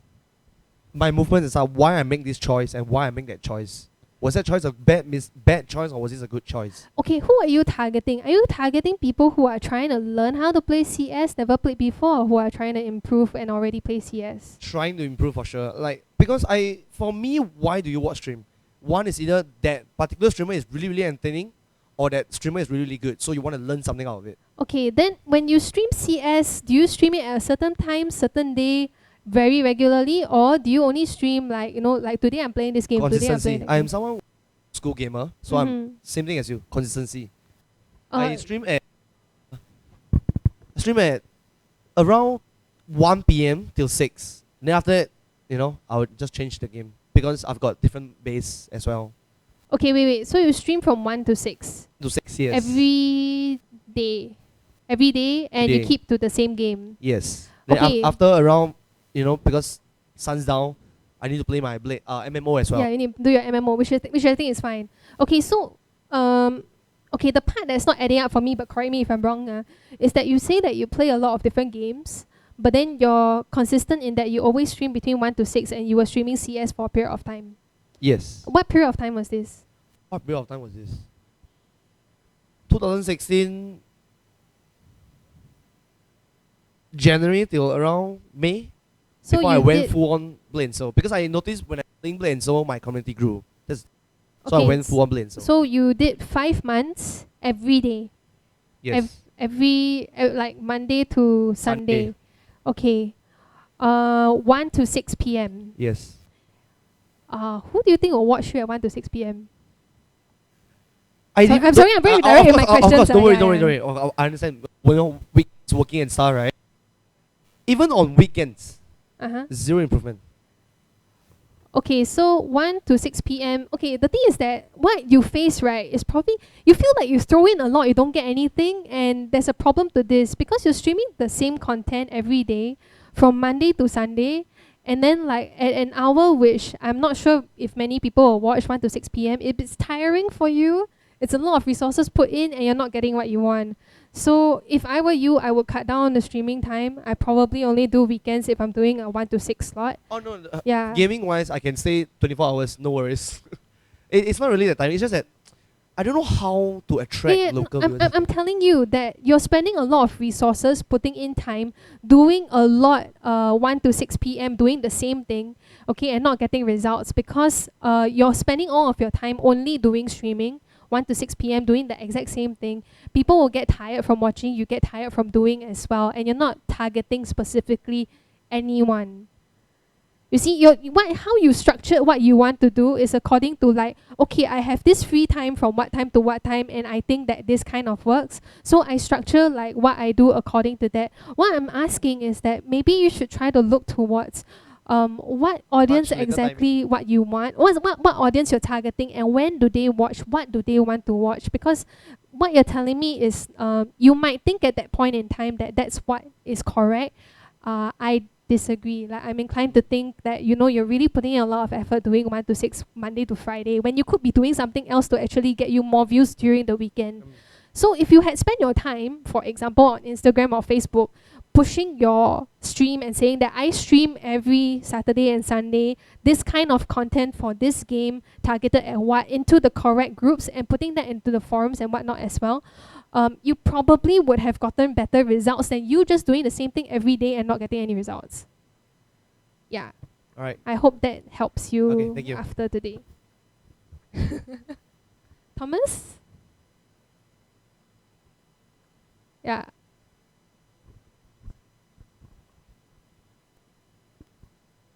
I think this is a bit for Xiang first lah. For yeah, for you, the market is the market. This gonna sound a bit harsh, but you just have to adapt to the market. You can't keep saying I can't target the local, I can't target local. You just have to change your style of going after the market. So you can't just use Twitch to try. Like she was saying, use Facebook, Instagram. It's personal branding. So you have to push yourself out as the streamer in Singapore. That's just the basic market. It's marketing. It's basically marketing. Like you're a bartender. Last time you're a bartender. People go back to your bar because they like your drink. Oh, still am. Okay. Where? Where? Oh, okay. Yeah, so people would keep coming back to you because they know you're a good bartender. Same thing applies to the market, to consumers, to the viewers. Exact same thing. Branding yourself, making sure you are an influence, so-called. That's all. But I just want to ask for Armaggeddon. So like some brands say, I take a product, I review your product, but I think it's rubbish. What, like? No. I get this all the time. Yeah, like, it happens to everybody. Yeah, because like I may prefer, say I prefer Logitech's keyboard or something. Then to me, the Armaggeddon keyboard is rubbish. Say something like that. How? So I get companies that come up to me sometimes and they say, if we choose to sponsor you, if we choose to sponsor a certain video, we only want positive reviews. Oh. We refuse. This is very common. Yeah, that's also I'm asking. Do you all have that kind of thing? Because to me, there's no such thing as a perfect product. If there is, right, that product would have been like at the top of the world. It's like. Okay, so in answering your question, let me share some things first. So as a relatively small brand, we face a lot of we do face these issues, and especially when I was first starting, like the first 1 year, right?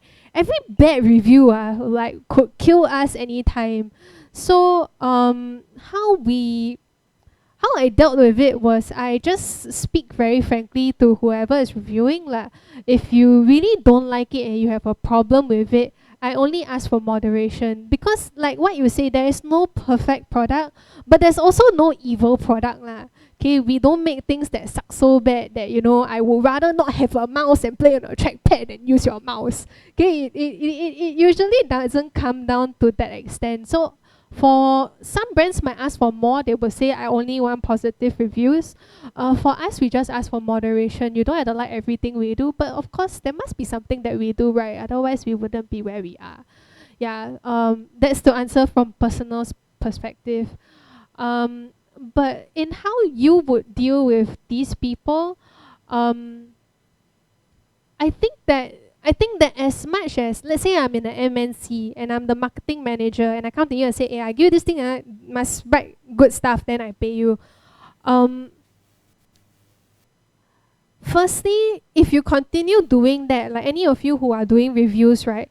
If you only write nice things to people who pay you, end of the day, you will shut off a certain market, which they know they cannot pay as much as these guys. Like me, I will not send you my stuff to review. Most of the time when they come and say that, then we just say no. Yeah, so as soon as it hits that, we just say no.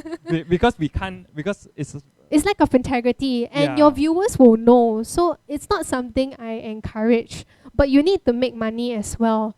So managing your brands, how you do it or how I suggest doing it, again, is down to moderation. Because as much as they have pressure from their superiors that, oh, this must come out as a great review, you can be sure that for all the people, like they send out to 20 people to review, they will tell all of you, say, you must give me positive review.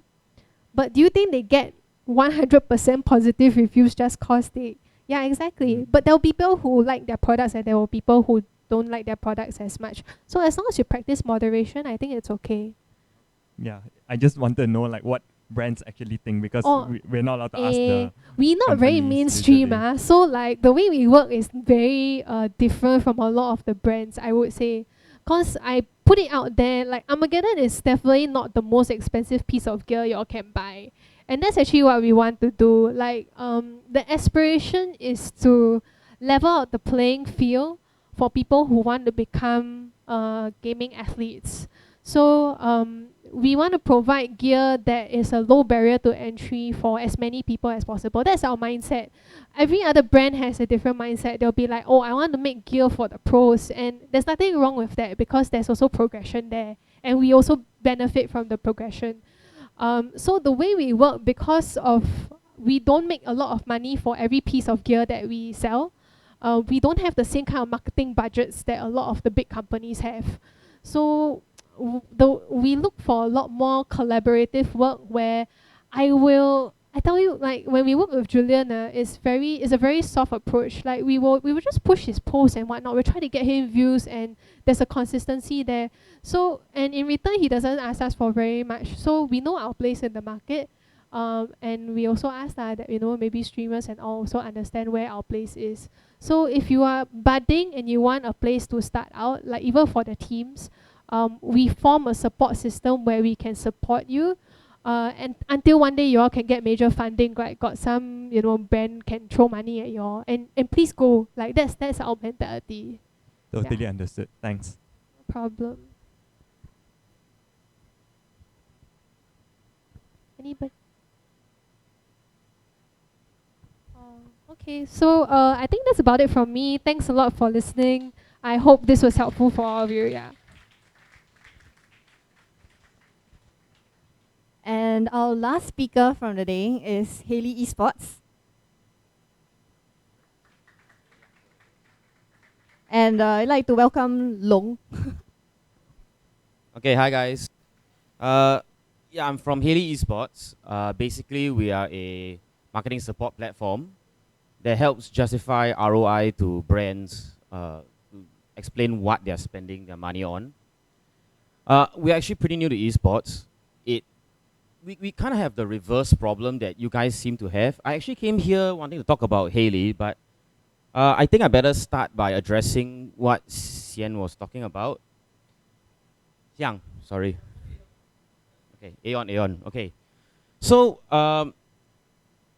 what actually happened to us was, okay, I've been in the industry for about 12 years.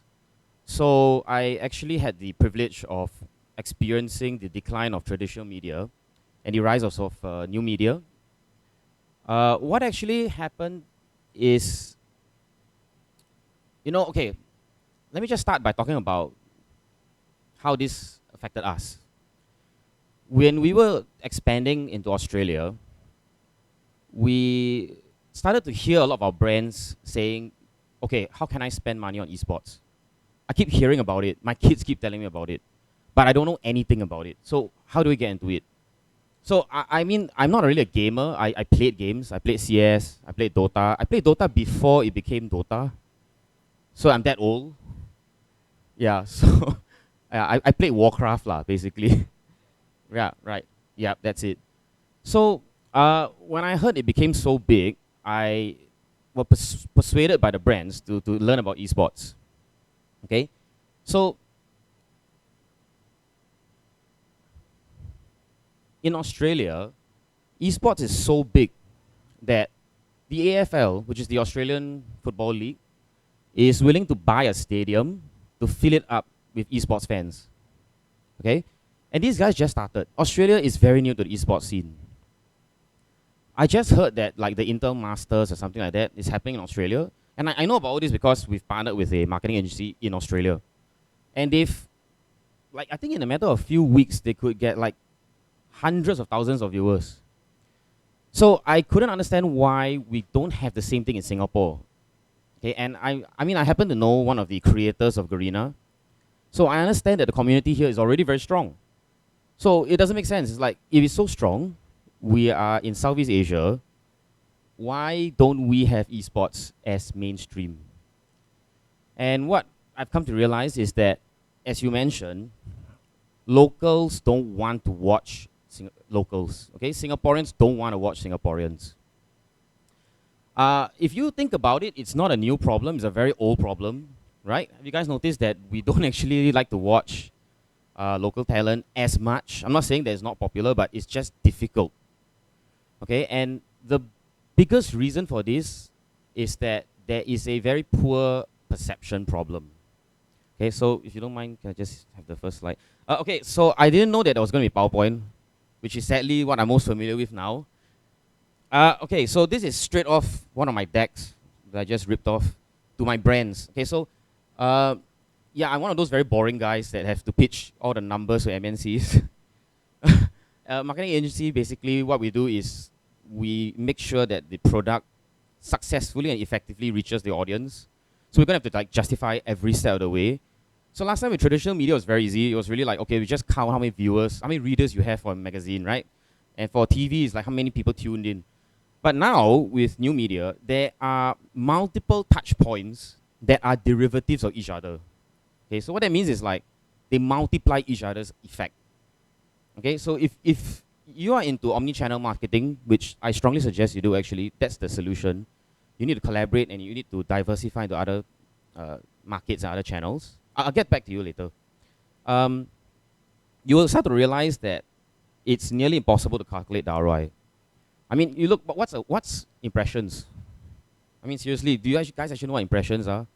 If you say something crude or something out of point, and you just get a lot of impressions, it doesn't actually mean you're worth more money. It just means you're very good at being a spectacle. That's it. So from our standpoint as a marketing agency, it's very hard to justify why we should pay or why a brand should pay you unless they're looking for a spectacle. So you see, there's really no black and white answer for this. It really depends on the strategy. Okay, so yeah, I'm really sorry about this. It's very boring. Yeah, I know. This is what we've realized, that the industry is so new that most of the big guys don't really understand esports at all. No one knows what's going on. Secondly, they want to invest, but there's no clarity. Again, that's what I'm mentioning. They don't know what they're paying for. Okay? So this is what we discovered. I mean, these are like the one sentences for each stakeholder in the industry. Gamers are very passionate. You guys are taking a lot more risk than any talent in any generation. Okay, that's a fact. And if you're a Singaporean gamer, that's even worse because the cost of living is so much higher, right? So, despite all that sacrifice, you guys don't have the same appreciation that I see with like a Korean gamer or a Chinese gamer. These guys are treated like rock stars. You know, the country recognizes them as pro athletes, right? They even have special visas, trade agreements, contracts and stuff like that. Now, we don't really have that in Singapore. Okay, game developers, we actually, I mean, I have a personal relationship with game developers, which is probably why I understand the problem on a personal level. They primarily rely on communities to drive their passion and to drive the passion for the game and to drive sales even. They don't rely on advertising anymore. And I think you guys know that, right? Like, the most powerful consumer today is the millennial. And the millennial, because of the internet, they have direct access to information, so they're extremely suspicious of being sold to. You just can't advertise. You have to go through the community. Brands and sponsors have to support activities that people care about rather than just sell to them. Yeah, so generally this is the problem. I hope that helped a little bit, I guess. Okay, so what's the problem with Singapore and why is it such a unique problem? The issue in Singapore is that the cost of living and the standard of living is so expensive and difficult to maintain that it's hard to take any real risk. So what we need is to improve the perception of gamers and the gaming industry. We need to help bridge the gap between the generations. We need to explain what you guys are sacrificing so much for. And more importantly, we need a structure. We need an ecosystem. You can't take one step at a time. It's not going to work. You need to, if you try and cross a lake, it's very difficult to do that one step at a time. You should build a boat. Okay, what we need is an ecosystem. Next slide, please. I don't have it here, but this is actually what we're trying to do in Singapore. We're trying to make esports approachable to the general audience. to dissolve the social barriers, develop long-term career paths, and business opportunities in the industry. So it's a very ambitious vision, but essentially I think that's what we need, some kind of structure. And not just a structure that is a monolithic structure. We need a structure that's collaborative, something that people can plug in and out of. I mean, I think most guys will know that if you just stream on one platform or if you just produce content on one platform, you are at the mercy of the platform's agendas and policies. And that's normal because a lot of these platforms have such a big following that what they do is very big picture. But it doesn't help people on the subjective level. So we developed a platform called Haley Plays where people can plug themselves in and out to matchmake themselves with brands. And what Haley does is that it actually calculates the ROI for you, so brands can understand, like, on a dollar level what they're getting. So why isn't the market receptive to influencers in Singapore? It's really because it's really at like the primary industry level. It's like everybody is just chopping down trees to supply wood, but no one's making furniture. We need to move to the next level. And because of that, we created a few initiatives. I think it's better if I just go into detail later on and you guys can just ask me because it's very, very long. But it does involve a lot of local stakeholders. And it's been set up for like the last year. Okay, so being a marketing agency, I think it's a good idea if you guys ask me questions from a marketing perspective because that's where my strength is. And I'd like to just open the floor now to questions, if anyone has any.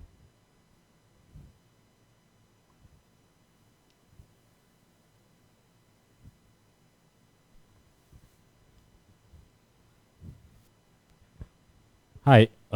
What differentiates you guys from current tools and current marketing orgs and also current tools that do the same thing that you guys do? Okay.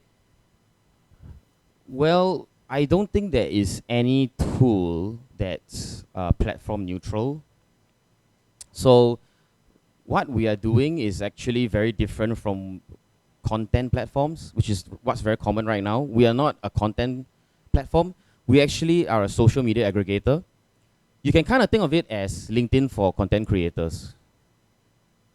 So what we are doing that's a bit different is we actually have a program that helps gamers make the transition from being a gamer into a content creator, which is the natural progression of a gamer. So I mean, if you look at what we have in the past, which are like sportsmen are only viable in their youth. So when they grow up, they have to become professionals, right? They have to become coaches, hosts. They have to be picked up by a advertiser or a big brand, so that there's longevity. So that's what our platform does. It actually creates a form of sustainability. Does that answer the question? But already there's a progression of, if you're a gamer, what you're saying is if you're comparing athletes, so if you're comparing professional gamers, there's already a longevity because you can become a commentator for an organization. You can become, like you said, a content creator, or you can go into, let's say, a bigger organization like MLG, ESL, you could go into a game publisher. There's so many different esports jobs that are out there already. So it's not just becoming a streamer. I don't think that's the main thing you could do, because I don't think every regular gamer could transfer into being a streamer and then be as successful, unless you're, let's say, I don't know, like for StarCraft, like Boxer, or I don't know, give me a, okay, or like .size or whatever, where they can bring that following over to being a streamer. So is that how are you gonna help gamers who aren't that successful then go into the streaming platform, I guess, if that's your goal? Okay. Haley Plays is not a content platform, so we actually aggregate multiple platforms. So it really doesn't matter which platform you choose to broadcast your content. What matters is, do you have something that people want to see? So our job as a marketing agency is to move you up the value chain. Otherwise, the brand is just paying for you as media space. And that's not something that's of very high value. Our job is to tie everything together and create something called a campaign. A campaign has a very specific purpose. It usually has two, you can boil it down to two purposes. Either you're trying to manage the brand's perception in the public, or you're trying to drive sales. Now, all of this is one seamless transition. So that's what the platform does. The platform removes all those gaps and makes it one seamless transition. So you were mentioning not all gamers can make the transition to become streamers. I agree. So in this day and age, there is no linear transition. You're gonna have to figure out what works for you.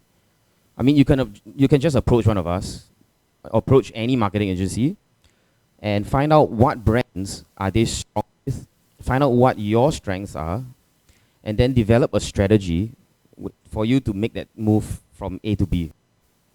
So again, I'm sorry, there's no straight answer. It's just the best advice I can give for gamers who are trying to improve their situation would be collaborate. Collaborate on multiple platforms, makes sense. Yeah. And keep asking yourself the question, why do you deserve money? Because at the end of the day, I think we're just all talking about money, right? Money sustains everything. Right now, if you're just selling media space, which is basically your views, the eyeballs, it's just not enough. Even as a gamer, right?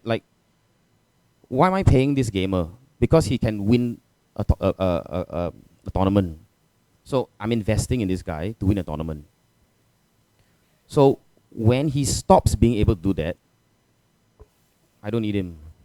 So you need to know that's going to happen, right? As a gamer, you must be very aware that that's going to happen to you, and you need to start building your long-term strategy now. So you ask yourself, am I good at analyzing the game? Am I entertaining? Am I good at coming up with creative content that people want to watch?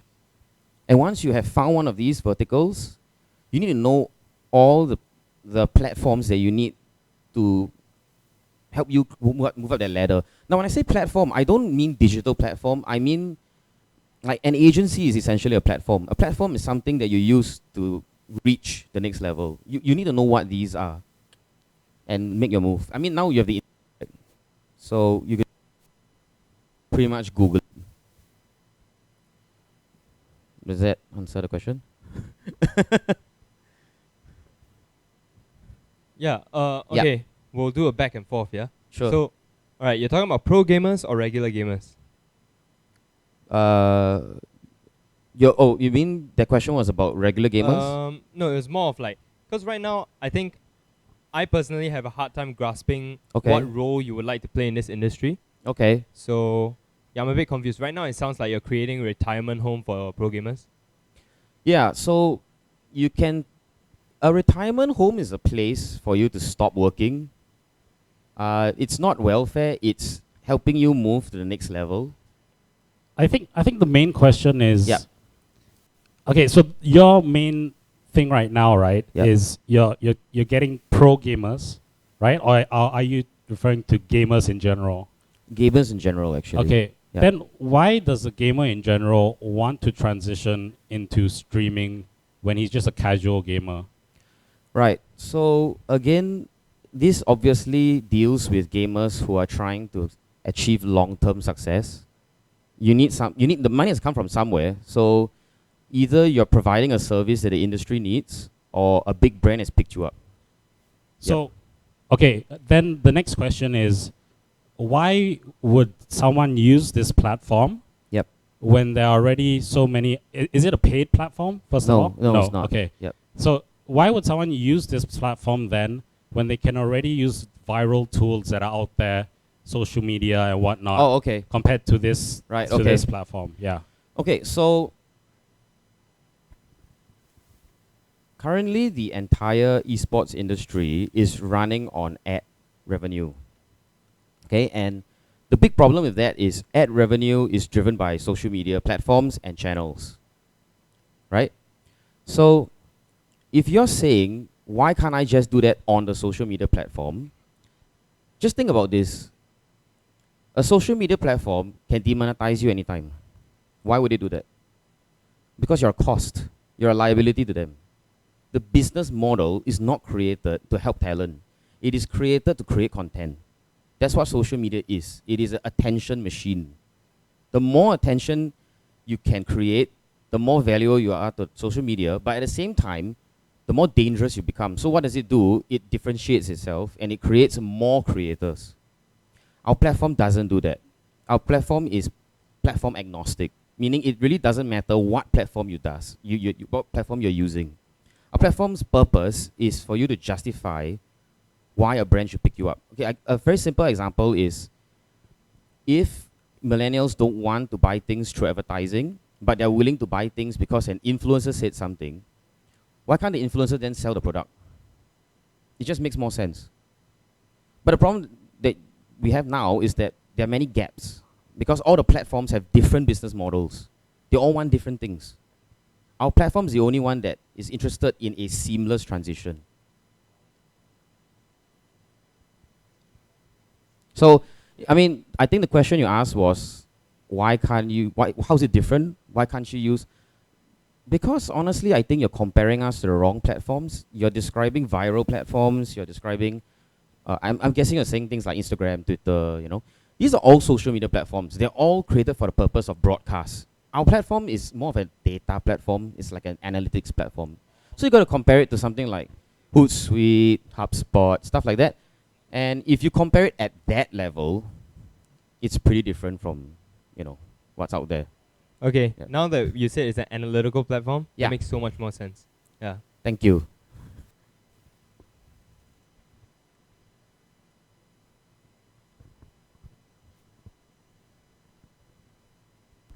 Hi, so this question is from a marketing point of view, Yeah. because you said that's the speciality.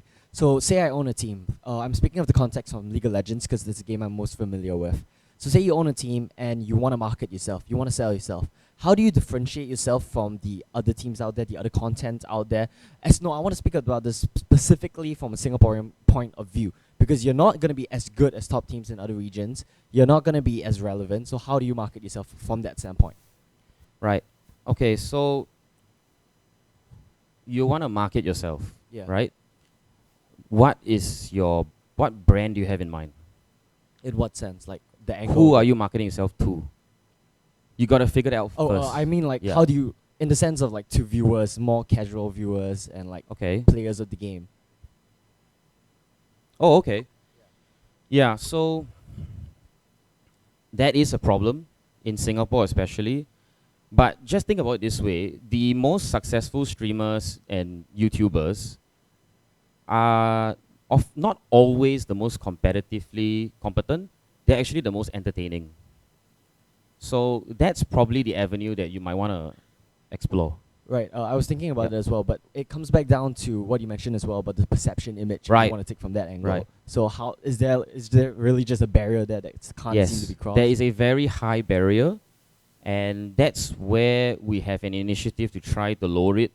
This initiative is completely driven to improve the market because we're not actually, it's very hard for us to make money out of it. It's just that I'm a Singaporean too, so I want to bring this back to Singapore. It's working in Australia, but in Singapore there's this huge barrier, and before we can actually create that market that you're talking about, we have to lower that barrier, and it all starts with perception. We need to help the older generation understand what we're doing, understand why this is a viable market.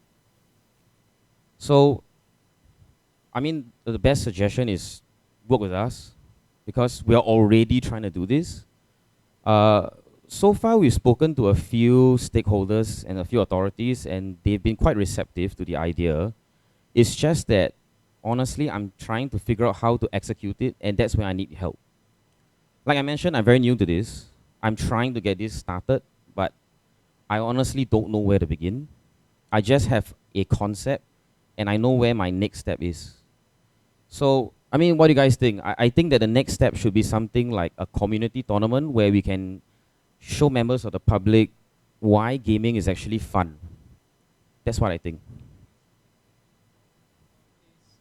Any government organizations? Yeah, I have. So I can't really reveal who they are, but we've already got something rolling. I think, like you mentioned, I think increasing the number of events in Singapore is a very good idea. Yep. It's just that I think the kind of event, I think that's where we differ just a little bit. The kind of event to me should be more of a community-driven event or social awareness event rather than just a competitive event. Yeah. Exactly. So We are open to that as well. yeah, We can- I'll be very happy to collaborate. Yep.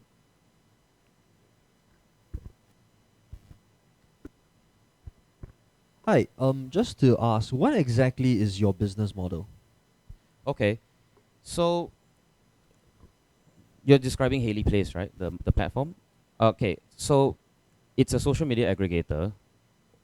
We work with influencers to create data about how powerful and how influential their following actually is. And when they have enough resources, you can pay for a subscription for you to actually sell products. So you can think of it as social media selling. Have you heard of that model before? Social selling. Yeah, it's quite close to that. Because, like I mentioned, people don't like ads. People want to be sold to by a person, and that's what we're trying to create. There are no transaction costs, so we don't really make money out of transactions. We make money out of the service that we provide, because we also have production facilities, we have IT facilities, design facilities, and it's a whole vertical. It really is like, you pay for what you get, and it depends on how far along the vertical you want to go. Sorry? Yeah, so any other questions? I mean, what about you guys? What kind of problems do you all face on a social level? Do you feel like there's a divide between gamers and non-gamers? Which I think is quite strange, actually. I mean, it shouldn't really exist. Like when there were sportsmen, there wasn't really a divide. So maybe that's something that we all have to work on. I don't think that we can build something substantial and sustainable if we don't do it together. So events like this, hosted by Tammy, of course, is a really good start and a really good step in the right direction. Because I think the market is already so small that we really shouldn't be cannibalizing it. We should be thinking about how to export our ideas globally. The Singapore market is simply too small to monetize. We have to globalize ourselves. If you look at the most successful Singapore brands, they're all global brands. Yep. I have a question from Twitch chat. Okay. For Wayne asks, can you ask him what will be his personal view on SG Esports from 5 years or even 10 years later? That's word for word. Okay. My personal view. Well, honestly, like I mentioned, I'm pretty new to this, but I think that there's a lot of potential. At the end of the day, if Singaporeans want this so much, it will happen. I don't think that we are a country of people who don't work hard. So what I think must happen is, as I mentioned, you need to go back and change the perception that people have. And you can start it very easily by telling your friends about esports. Tell your friends, tell your family members, try to help them understand what esports is, and then you'll have a legacy. The next question from the chat is from Shanice. Can you ask the speaker what are the top 3 points of a small streamer that gets businesses interested?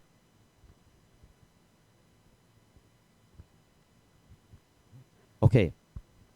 If you're a small streamer, then you don't have the numbers to back you up or the resources. You're going to have to make this a strategic purchase for a brand.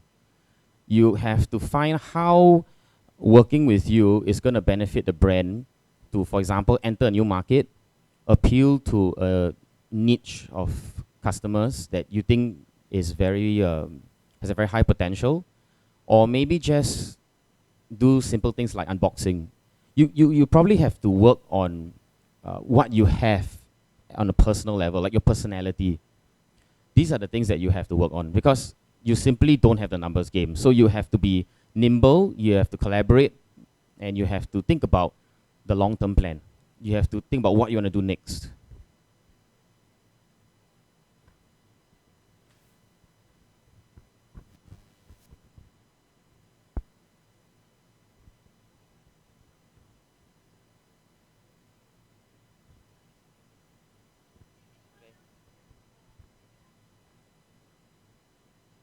Any other questions? Okay. Yeah, so thanks guys. Thanks for coming down today. Thank you. So, was I right? You should be thanking all the speakers who came down today, right? I shouldn't be thanking you for being here. No. I just wanted to open up this stage for anyone who might want to talk about any last issues, discuss anything, play games, I don't know. Kimberlyn wants to say something.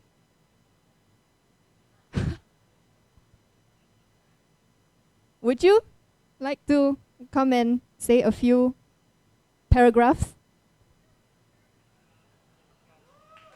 By popular demand.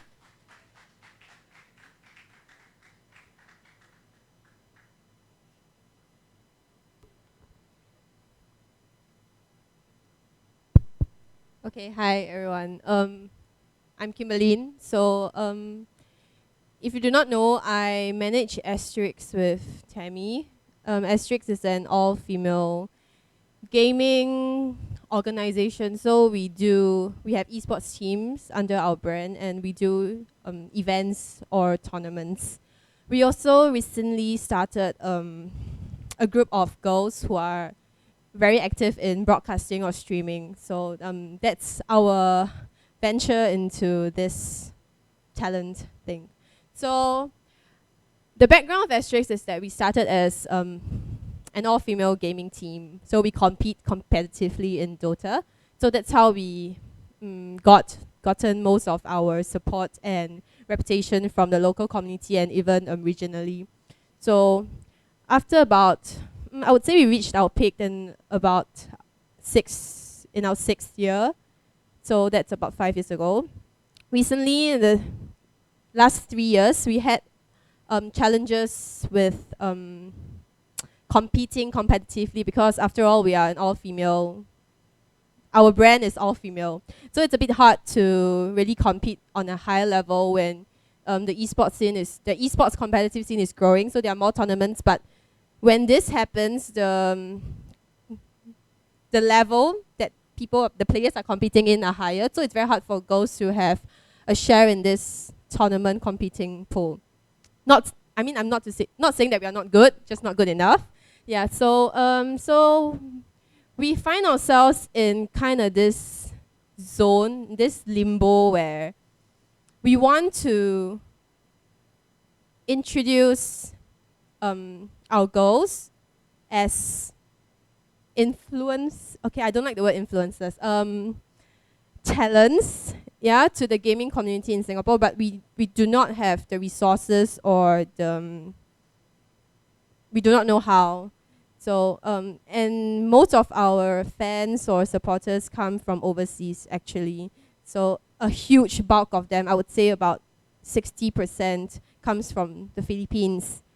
And maybe about 10 to 15% are Singaporeans. So it's very hard for us to really try to get the reach that we want, because it doesn't match with the reach that we have.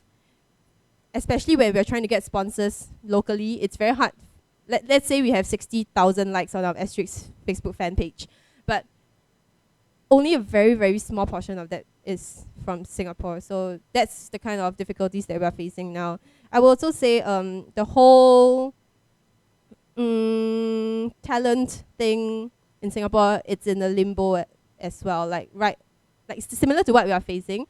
It's like there are a lot of brands and agencies, people who are thinking, oh, esports is growing. Oh, there are a lot of money in it. I want a piece of it. But they don't know how.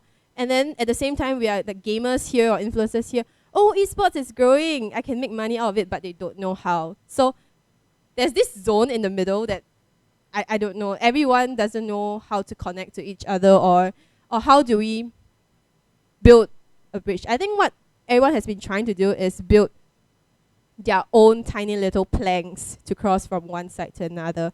But maybe what my work, especially in Singapore when we are so small, is to work together to, I don't know, build a bigger bridge so that everyone can go on the same path. So that might be a more feasible way to at least start the ball rolling. I would say that we might be the pioneers of something that might be bigger and better, because right now there's really nothing going. We have had a lot of people coming to us saying, we would like to do this, we would like to do that, but we don't know how. And if you ask us, we don't know how either. We have a lot of ideas, we have a lot of thoughts, but it always gets stuck somewhere and nothing gets done. So yeah, if you want to, I really don't know what else I can say. So these are the difficulties that Asterix we have been facing. So we are still focusing on the competitive side. We have teams in Overwatch, CSGO, and League of Legends. But we're trying to maintain our own brand image by doing that. But at the same time, we have to try to be sustainable and monetize this whole thing. Asterix has, from the start until now, been a passion. The only reason why Asterix is still here is because of Tammy's persistence and passion. And yeah, so I don't think she has made a single cent out of Asterix.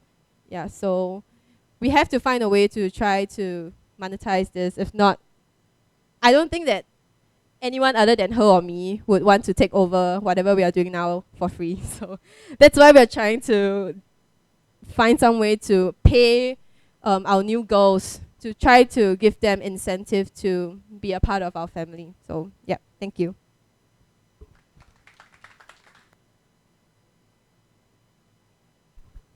Marvin wants to say a few words on behalf of Game Asia, which is this place that we are in now. Yeah, thank you. I'm Marvin.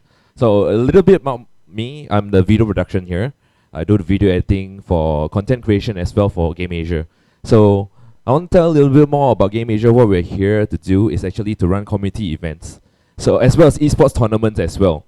So this community gathering is done by Tammy. So we sponsored the venue. So I'm thankful for everybody that's here.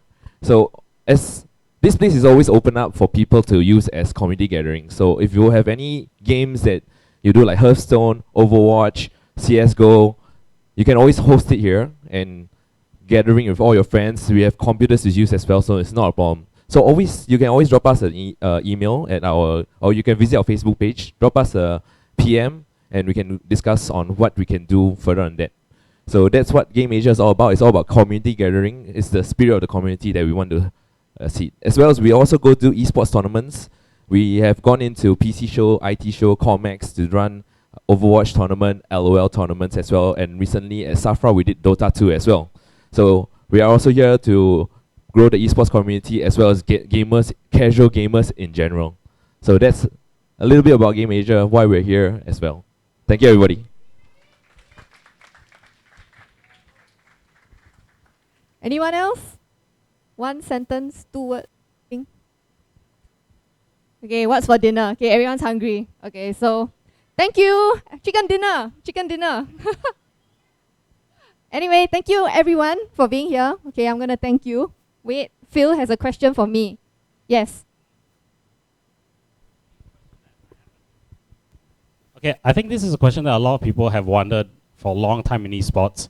Am I going to regret this? No. It's all the while, right? Even now, for most professional teams, it's always been an all-guy roster. Why do you think there hasn't been an all-female team or mixed-gender team that is taking part in huge cups like TI or Dota, CS, doesn't matter what game, right? Why do you think there hasn't been a very successful female team or mixed gender team that has stepped up to get to that level at that skill gap? Okay, first, let me talk about why I think there's no full female squad that is able to compete on an international level. So if you look at Singapore and China, Singapore has that much fewer people. China has much more people. Which country do you think will have more talent? Which country do you think you could more easily find talent from? China, right? So that's the same thing as the gaming community. There are more guys than females. Therefore, you want to find the best, you're going to get more guys than more girls. That's just simple maths. And the second bit of your question is about why do you think there are no mixed gender squads? Do you know how much drama there is in a squad? Like, you might think guys are like, what do we have to argue about? We're just guys. You want to play games, eat, and sleep. It's not like that. There's a shitload of drama that goes on in teams, even in the most stable-looking team. You throw one female into that mix. Tell me what's going to happen. So, I think you might not know exactly what's going to happen, but you can guess, or you might fear that it will happen. And as a team manager, as like maybe 4 other guys, you're definitely going to want the easy way out.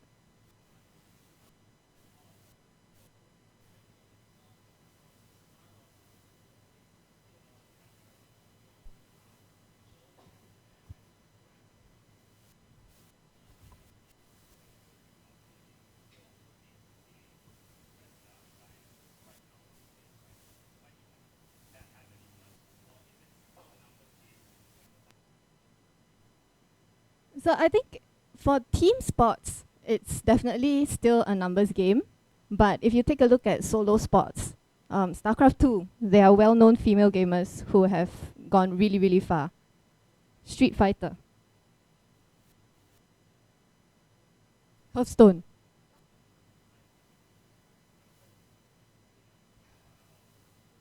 Team sports are just another animal altogether. Like Blisk has pointed out, it's a lot easier to just, fight your own demons than your demons and 4 other people's. Any other questions for me? Or not for me? Okay, let's all go have dinner. Thank you, everyone.